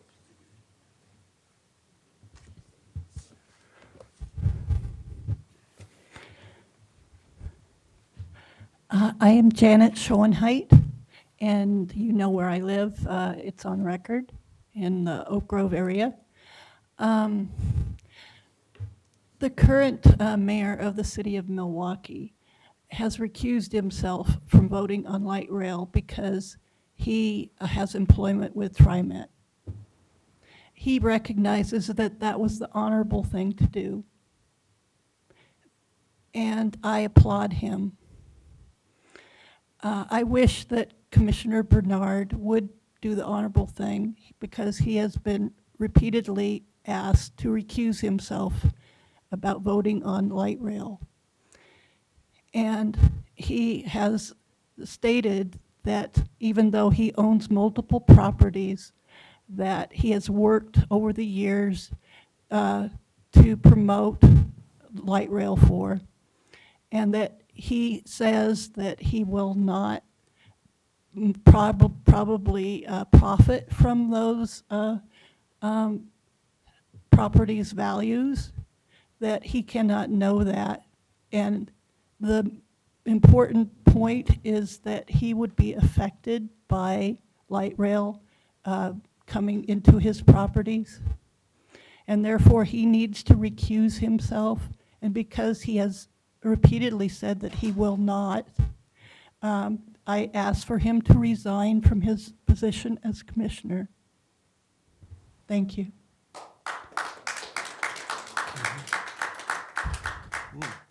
Good morning, Eugene Schoenheit, and you got my address on record. I'm here to talk on a little bit different subject here, and I'm talking about how the county is being run. This week on Tuesday, I was busy, like most people, without the time, to come up here and, view the meeting. And I came up, I would have liked to have listened to the meeting on the trolley trail and light rail, but it's not available. The recording's not available on the internet. I just checked last night and it's still not available.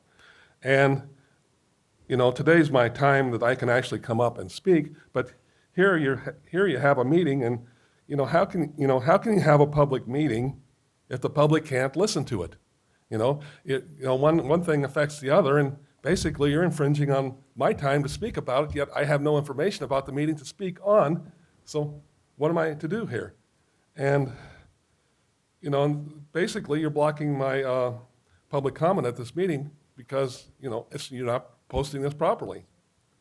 And then I'd like you to address that. And I have a question I've always wanted to ask commissioners, and this kind of goes to Mr. Bernard, but Mr. Bernard has said, he represents the people. And the question I've always liked to ask was, if 71% of the people oppose light rail in Clackamas County, and then this is all commissioners, why are you promoting it? Thank you. Thank you.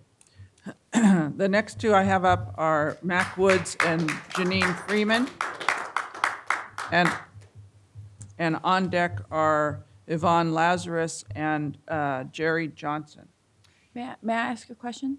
To the acting administrator, Ms. Buttman, is in fact that recording available online? Okay. Is the recording to which Mr. Schoenheit referred online now, or is it not? I just looked that up, and it is not online. I'm not sure what our timing is on that. I'm surprised not to see it there, but I'll check into that and make sure that it's up. Thank you.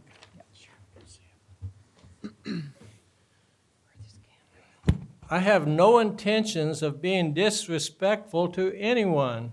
Good morning, Clackamas County Commissioners. I'm Mac from Canby. Where do you stand as you represent all of us?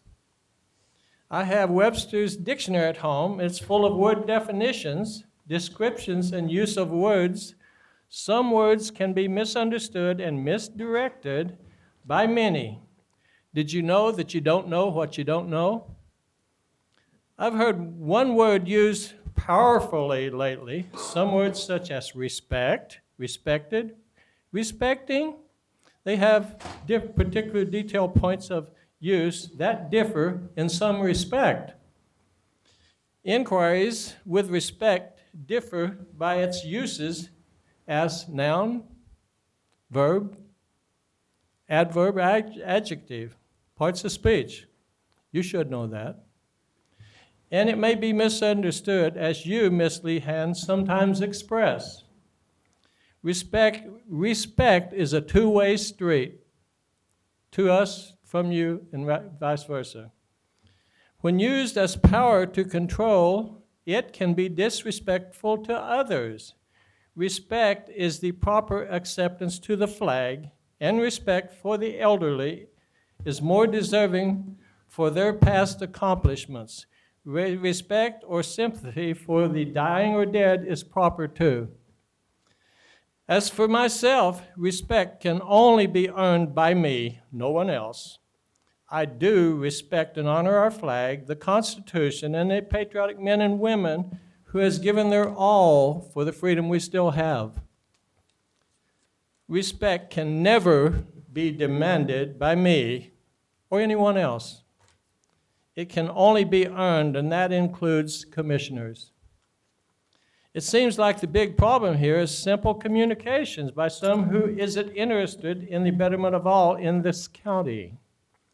In the encyclopedia at home, good communications is described as one-on-one reciprocation with words to and from another without becoming emotionally involved.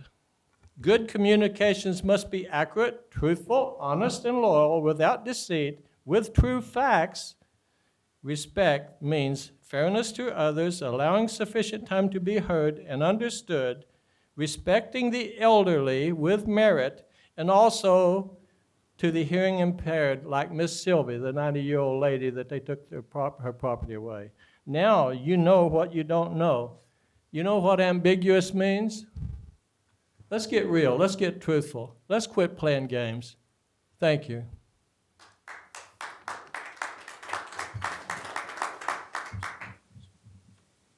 Good morning, Chair Leon and the commissioners. My name's Jean Freeman. I live in the unincorporated Clackamas area of West Lynn. I have two subjects to talk about today. One, I would be remiss if I didn't express my deep concern for Commissioner Bernard's less than diplomatic actions in your absence, Charlotte, as chair last week. It is my opinion that this type of behavior has no place in this meeting and should not be tolerated. It is like a childish schoolyard bullying tactic. Commissioner Bernard lacks control, decorum, and emotional stability. He must and should be asked to immediately step down from the board. I would also like to address a topic that Charlotte brought up last Friday at the West Lynn, Oregon City Chamber of Commerce meeting. Charlotte mentioned her concerns about the enormous sums of money being spent on Clackamas races. I agree with you, Charlotte. Especially one person for board chair with money exceeding well over $100,000. This lends itself to the appearance that the board chair is for sale to the highest bidder. Charlotte, I am quoting, said that this discourages many qualified people for running for office for the lack of money. My question to the chair or anyone on the board is, do you foresee the board at some point placing restrictions on the amount of money a person or entity may donate to a candidate in a primary race?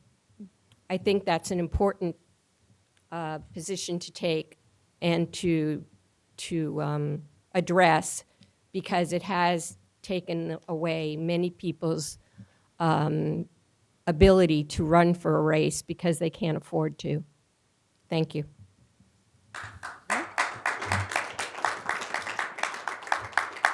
The next two I have on are Yvonne Lazarus and Jerry Johnson, and on deck is Eric Saab.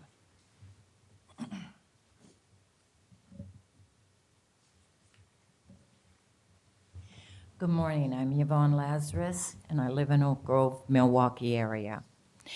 A lot of stuff happened here this morning. I heard a lot of different things that have my mind going like this. One of the things that I would like to start out with is that today I was going to file an FOIA, but someone beat me to it. His name is John Charles. And for you that do not know what that is, he's requesting the political records that have to do with the 25 million. And I say kudos to him. The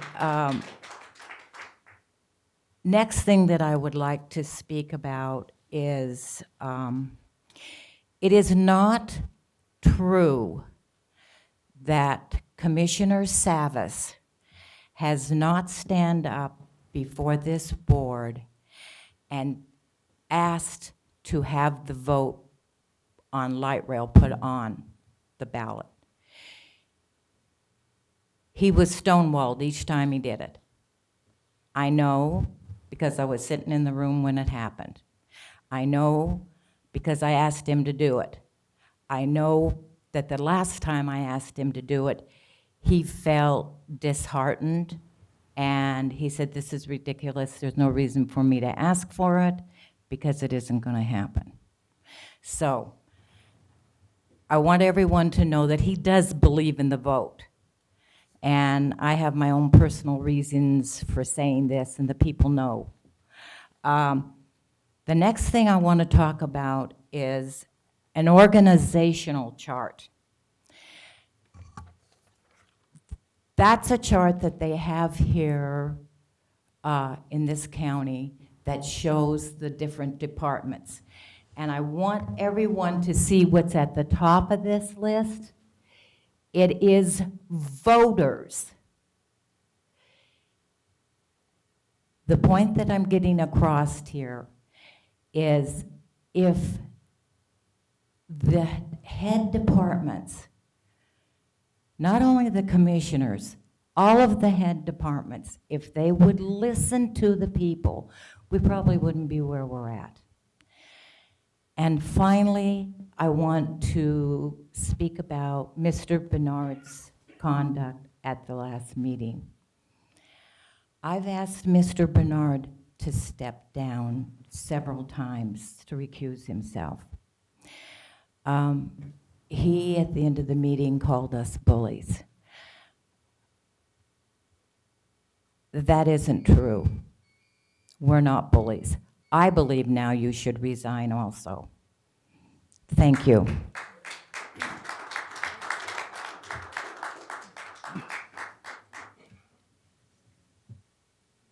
Yes, my name is Jerry Johnson. I live at 12863 Southeast 22nd Avenue in Milwaukee.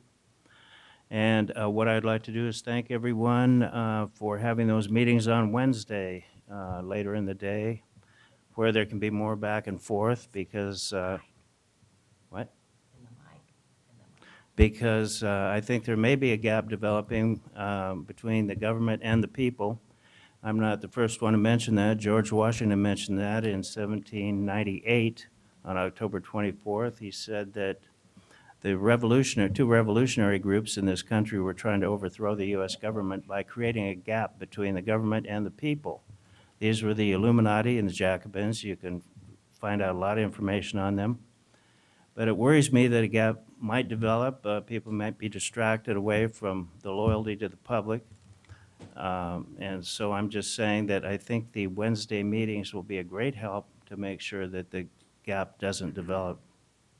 And then I might add, since I have a little time left, about the all the spending going on. I just got some information from the Bureau of Economic Analysis this morning that the trade gap for February is $46 billion. This has been going on for decades. It was up over $100 billion at one time per month. And we're looking at a huge amount of money flowing out of the country based on federal policy, federal trade policies that are destroying this country. They're putting everyone out of work.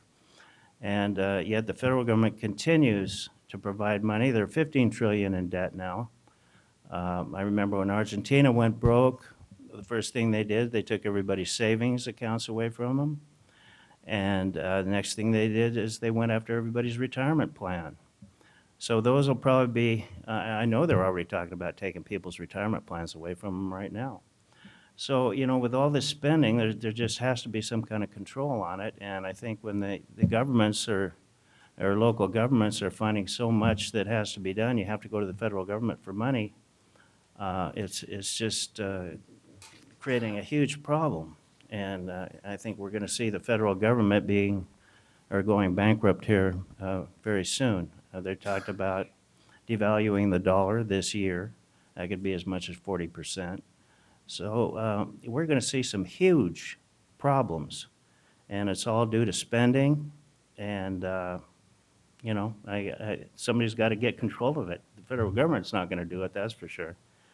So I think that wraps up what I had to say, so thank you. Okay. The last part I have is Eric Saab.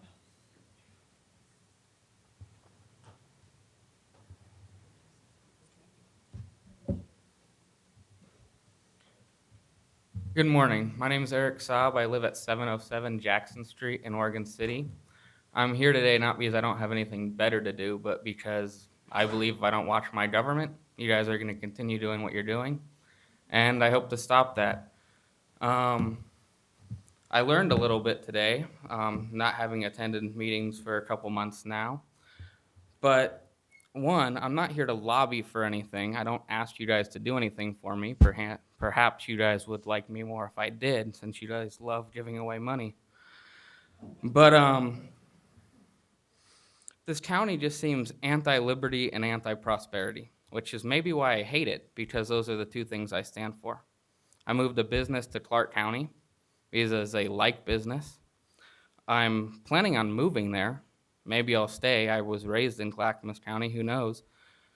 But I hear of things in the Oregonian. Someone closes a coffee shop because the county doesn't want their business.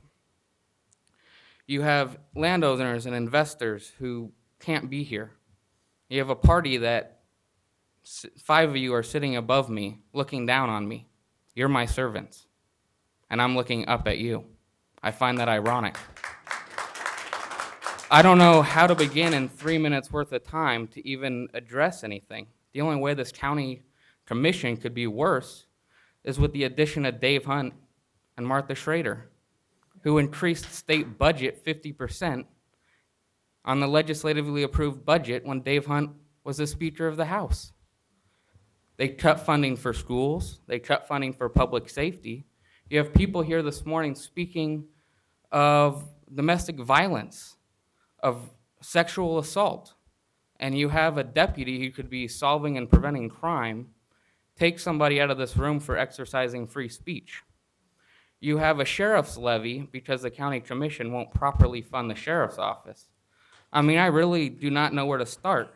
If there was leadership in this room, you guys would be inspiring people to do things instead of inspiring them to stand still because of the regulations, because of the fees, because of the taxes that stand in the way.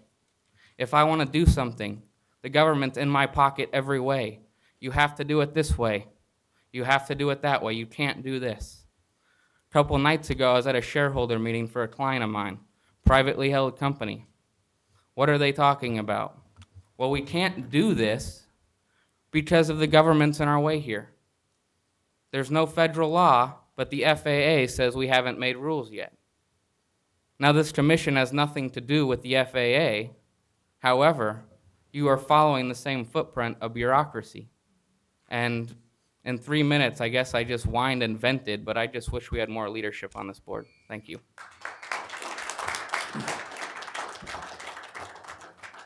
And that brings us to commissioner communication, which I've missed the last couple of times because it ran long. But now I'm available to stay. So I have a couple of things to say, but I would be happy to go last if anyone wants to go before me. Or I can go ahead. I had meetings the last 2 times and had to leave before the meetings quite ended. Last week, in particular, it was to tour the Blue Heron facility on the Oregon City side. And that was really an awe-inspiring trip. And it was, I think we really have, as a county, a spectacular opportunity in front of us, as a county and as a region and a state, in the redevelopment of Blue Heron. It has been described as a once-in-200-year opportunity that comes along. We have, the Oregon City Falls is a national treasure. It's the second largest falls by volume in the country, behind Niagara. And I'll tell you, last week, I've seen Niagara, and it was, this was big. There's so much water running down the Willamette right now that it was really, where they had us walk out, it practically blow you over with the back spray. Lot of water coming down, and I think the opportunity to give the public access that the public has not had for over a century is tremendous, and to do public and private partnerships that would take advantage of this area for business and for tourism, for business, for offices, for residential. I don't know what it might be. There are many opportunities there, but it's situated in such a way that Main Street essentially goes straight on in to almost to the falls. The views are just spectacular, certainly to rival Niagara. And, and so that was an exciting visit. If something comes together, the property is in bankruptcy at the moment, and if it comes together that we can put a plan together to go forward, it will involve a lot of entities. Certainly the county, Metro, who's in the, well, Metro obviously will be a partner, probably, certainly the city of Oregon City, probably the city of West Linn. The tribes are wanting to be a part of it because the tribes have so much cultural history with the falls, and state parks and ODOT because of where 99E is. There are potentially a lot of partners who could come together and move this forward. So it's an exciting plan. And then the second thing I wanted to do, because I was not able to do it for the last couple of times, is to indeed talk about flexibility in codes. And I would have done it last time or the time before, but citizen communication was running long and I had an obligation. I will just give one example of how I have used, or how we used in the city of Wilsonville, the code that we used there to do a whole lot of development, how we did both clear and objective standards, and have a system that has flexibility. And that is in just this one example of Canyon Creek Meadows, which is a subdivision in Wilsonville that has 2,800 square foot lots with single-family residents on them. And for those of you who are familiar, that you should understand that's extremely small. Standard urban residential lots are usually 5,000 to 7,000 square feet. This was 2,800, and we had a developer who came and wanted to do this plan. He had done it before in Washington, and it was wildly popular. He wanted to provide housing that could be in the 200,000 and under range for new single-family housing in Wilsonville. And he wanted it to be available for workers who worked at Mentor Graphics, at Xerox, and other places in North Wilsonville. To put a house on 2,800 square feet and have side yard setbacks. Ordinarily, the code would say you have a side yard setback of I don't know what it is, but something, 10 feet or 12 feet.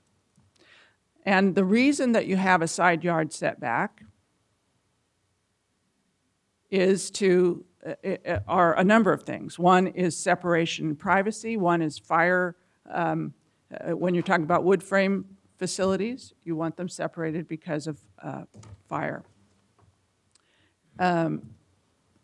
This developer said what he wanted to do was put the house, instead of having the house in the middle and 10 or 11 feet on each side that was pretty unusable, he wanted to put the house all the way to one side of the property and have 22 feet on one side, so that the house would have 0 lot line on one side and 22 feet on the other side, so that they could have a side yard.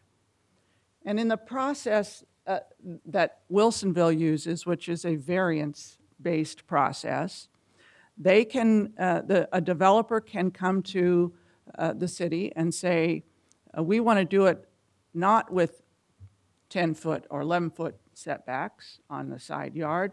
We want to do this other plan. And our response is, if you can show us that it meets the goals, which is to say fire protection and privacy, et cetera, we'll consider it. The Planning Commission has to approve it, and then the City Council has to approve it, but you can go forward with it. And he was able to show that because he had a, every sidewall had extra fire protection.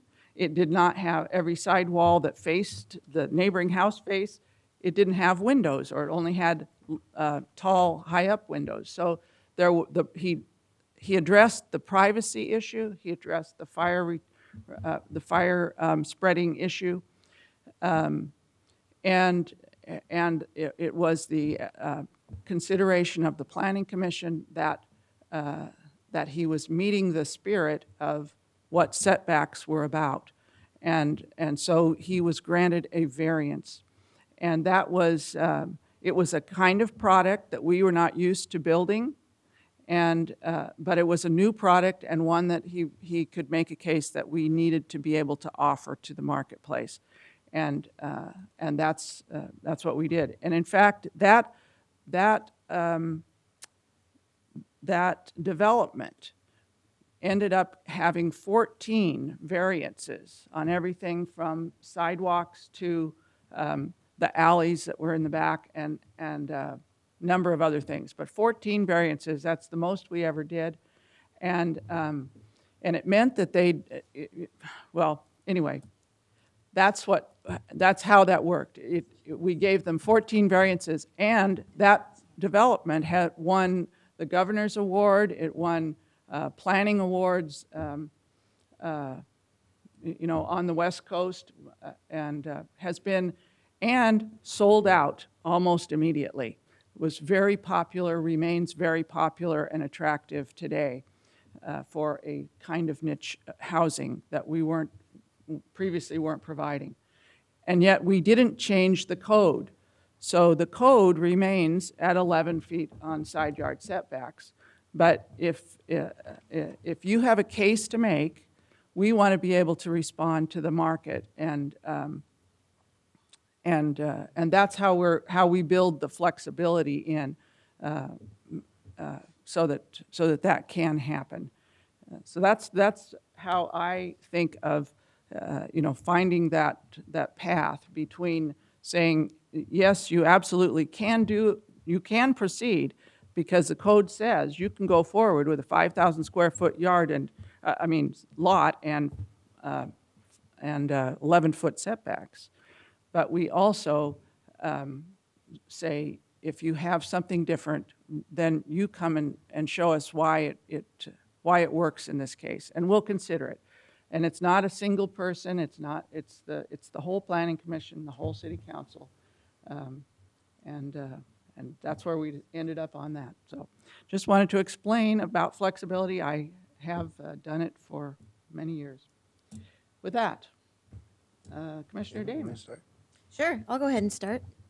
So after, and thank you for that. I guess I'm not starting, I'm going second.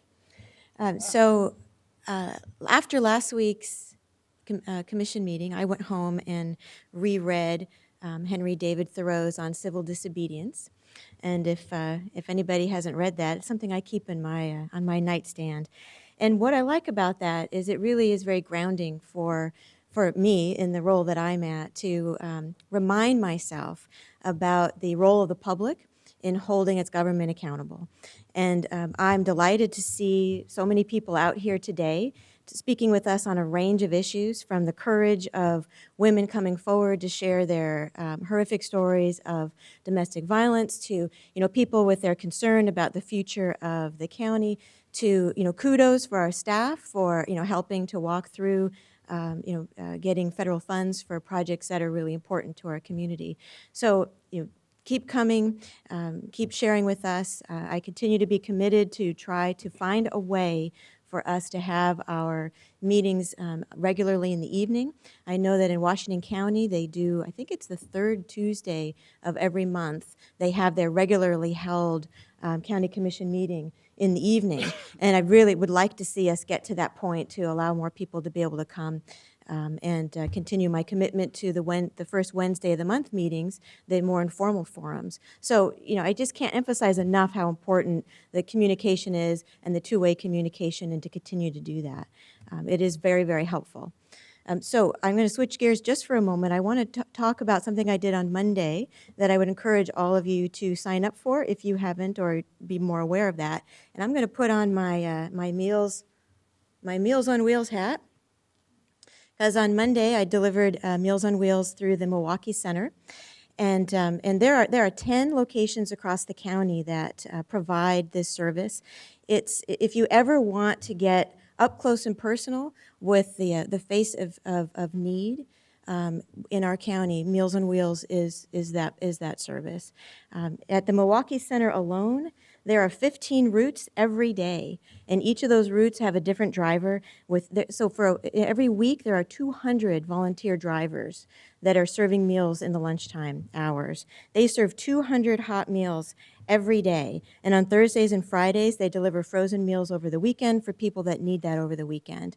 And I know we tend to think of this as a service for seniors, and it definitely is a service for seniors. It's also a service for our disabled. It's also a service for people that might be recovering from surgery or illness. And so there are folks that have been on the service for a long time, and there are people that sign up for just a short period of time because they need that.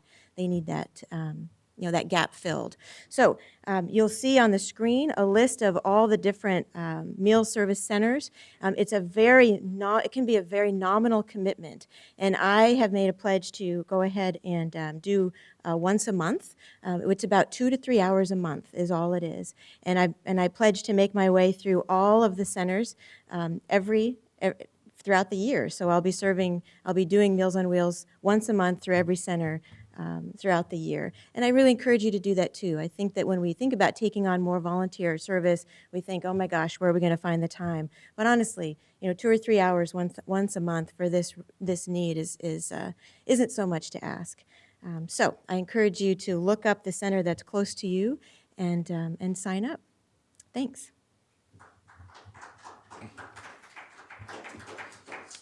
And the Meals on Wheels is a great program. I've done it for about 5 years or so. It used to be called Mayors on Wheels.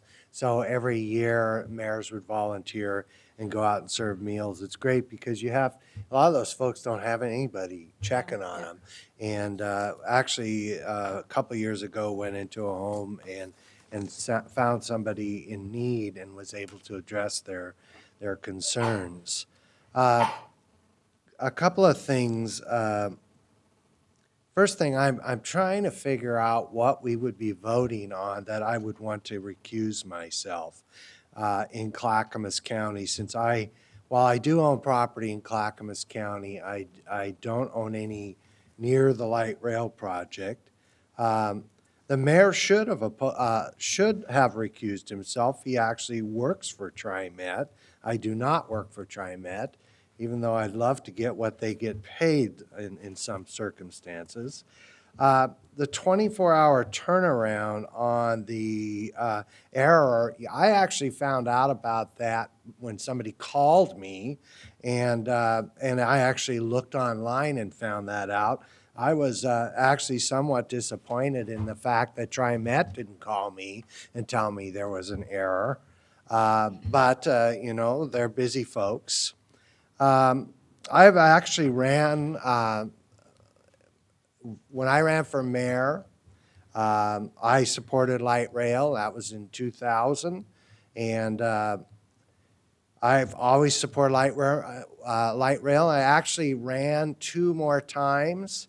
Nobody ever ran against me. I supported light rail the whole time. And one thing that wasn't mentioned today, and you know, the newspaper hasn't printed it, but it's on Facebook, is that I actually did receive a letter already from the Ethics Commission saying that there is no issue. Mac, I'm sure, got that. They actually said they need more information. I never actually read the complaint because I know there's nothing there. And last week's meeting, I recommend that people review the tape on April 5th and just, you know, make your own opinion on that issue. I do believe in voting. Matter of fact, people have voted for me 3, 4, 5 times now, always supporting light rail, and that's great. Another comment was that deregulation. You know, I own a business. When they required that we update our tanks, I did a calculation. It's an auto repair business. We had gas tanks. I determined that with a $100,000 investment, I'd probably be long dead before I actually paid those tanks off. So I determined that I would pull the tanks and focus my business in other ways. When it was determined that you had to have recyclers for Freon instead of the old days when you just open the valve and drain it into the air, they actually built recyclers. I decided to invest in that piece of equipment, and today we still do recycling of Freon. But I have also reading a book, or have read it a number of times. I believe I gave Paul a copy a while ago.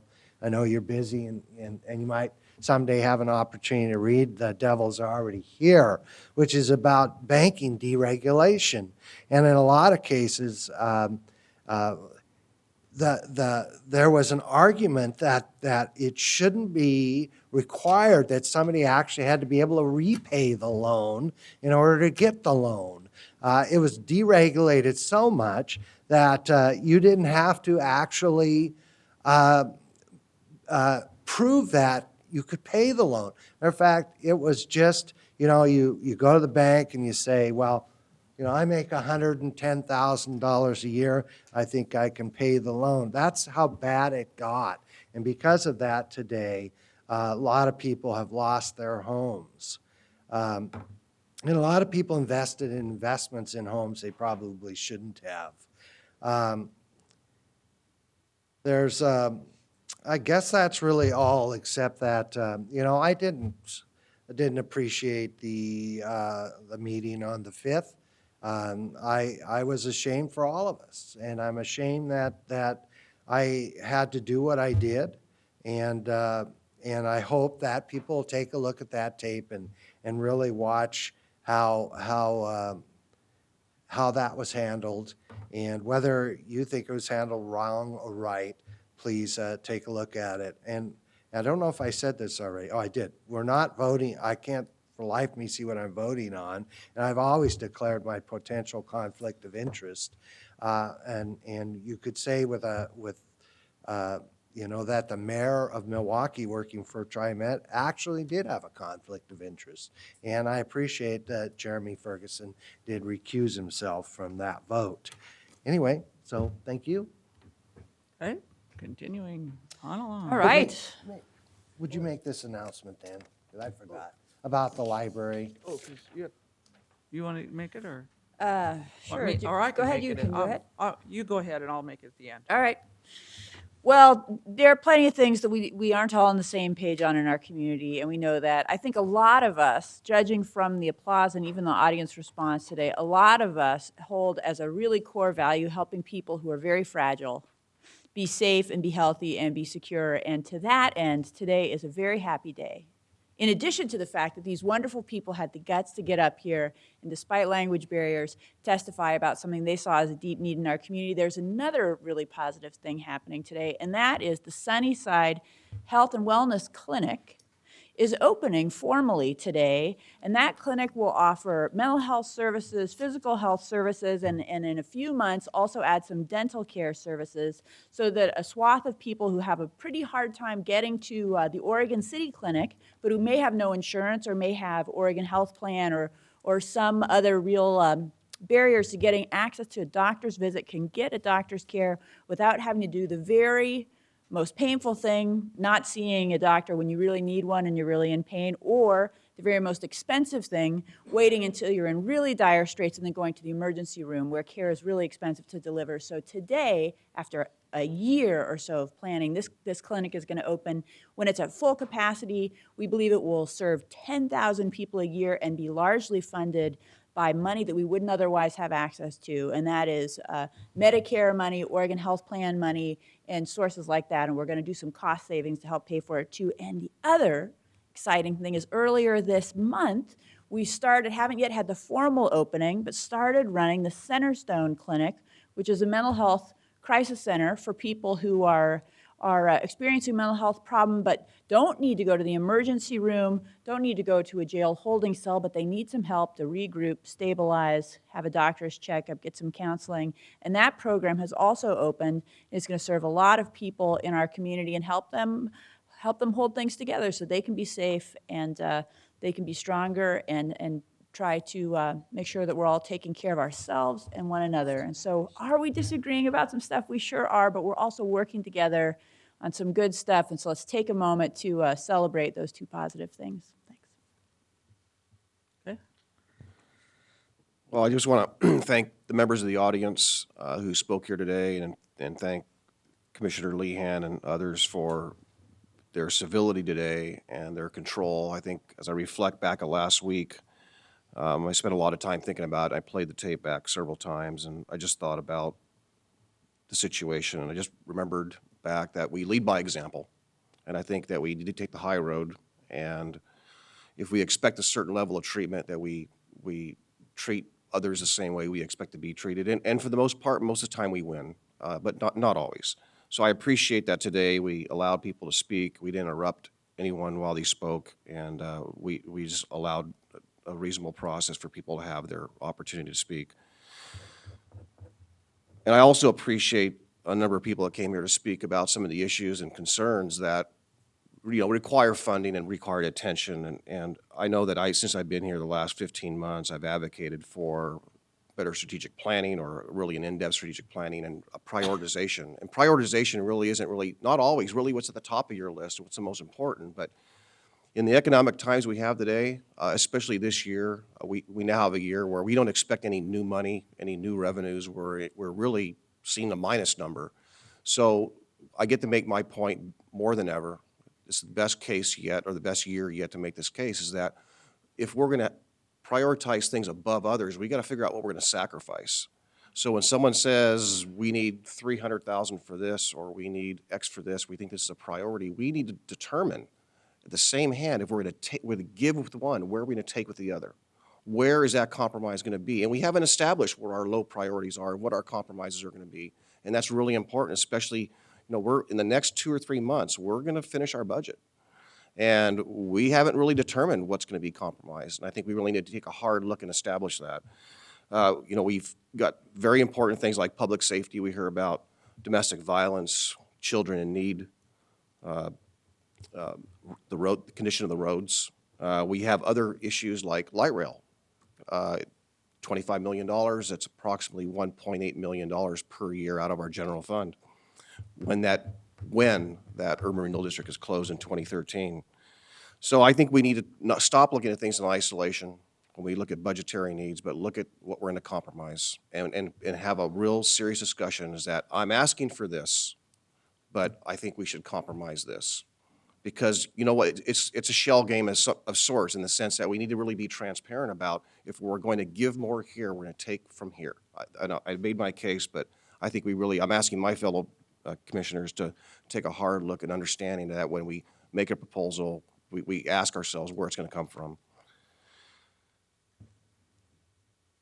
Comment on the Meals for Wheels, I thought that was great. I really enjoy that last year, and I look forward to doing that this year. There's a lot of volunteers out there, and I met some great people, and I interface with those people from time to time. You know, some of those volunteers, they pay for their own gas in that program. Not only do they take the time out of their day to help deliver those meals, but they pay for their own gas and they use their own car. And I just think that's just so significant and so powerful that the people are willing to do that for those people in need. And I was able to do that last year in my own community. A community where I've knocked on the door of my community 3 to 4 times in 3 to 4 different campaigns, and gone door to door to some of those same homes, and not really knowing that those people, when I knocked on their door 4 or 5 years ago, campaigning, that those people were really in that level of need, and I had no idea. So it was a great awakening for me to realize that some of those people in my own community that I didn't realize were struggling. Lastly, I want to talk about encourage my fellow commissioners to put more value on that one opportunity a month, the first Wednesday of the month, to come and participate in the community roundtable meeting, the commissioners roundtable meeting. It's really important. We had a number of great people there last time, and they were saying, we came here to want to talk to our commissioners and want to hear what they're talking about, learn what's going on. And for the first time, really, no one really brought an issue, really, per se, that they wanted to complain about or had a challenge with. They wanted to participate. They wanted to connect with their commissioners. And I really want to encourage and put forth that we ought to really seriously consider, and we are starting to talk about that, but make a commitment that, number one, we could at least attempt to be there on that first Wednesday, and secondly, have a serious discussion have a serious discussion about at least providing a one night a month night meeting, maybe this meeting moved up in the daytime or moved from the daytime to the evening so that people can attend and come here to testify, like a lot of you have as well. So again, I just want to thank Chair Lehan for the way she handled the meeting today. I thought it went well, and I hope that our meetings in the future go as well. And with that, I have one announcement here, and that is that we will be celebrating the grand opening of the Sunnyside Library on Thursday, April 19, with a dedication starting at 2 p.m. Several family-friendly events are scheduled throughout the weekend. More details can be found on the county's website, which is on the screen right now. The library, which is officially open, will provide expanded services from a larger facility in Happy Valley. It was made possible because of the popular support for a new library district, which provides ongoing operating funds.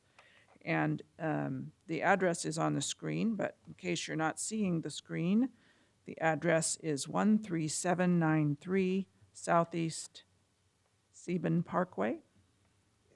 No one's saying I'm wrong, so I'll say that that's how you say it. Sebin Parkway. Again, Thursday, April 19th at 2 p.m. And there will be refreshments, so come for the cookies. And with that, I think we are adjourned.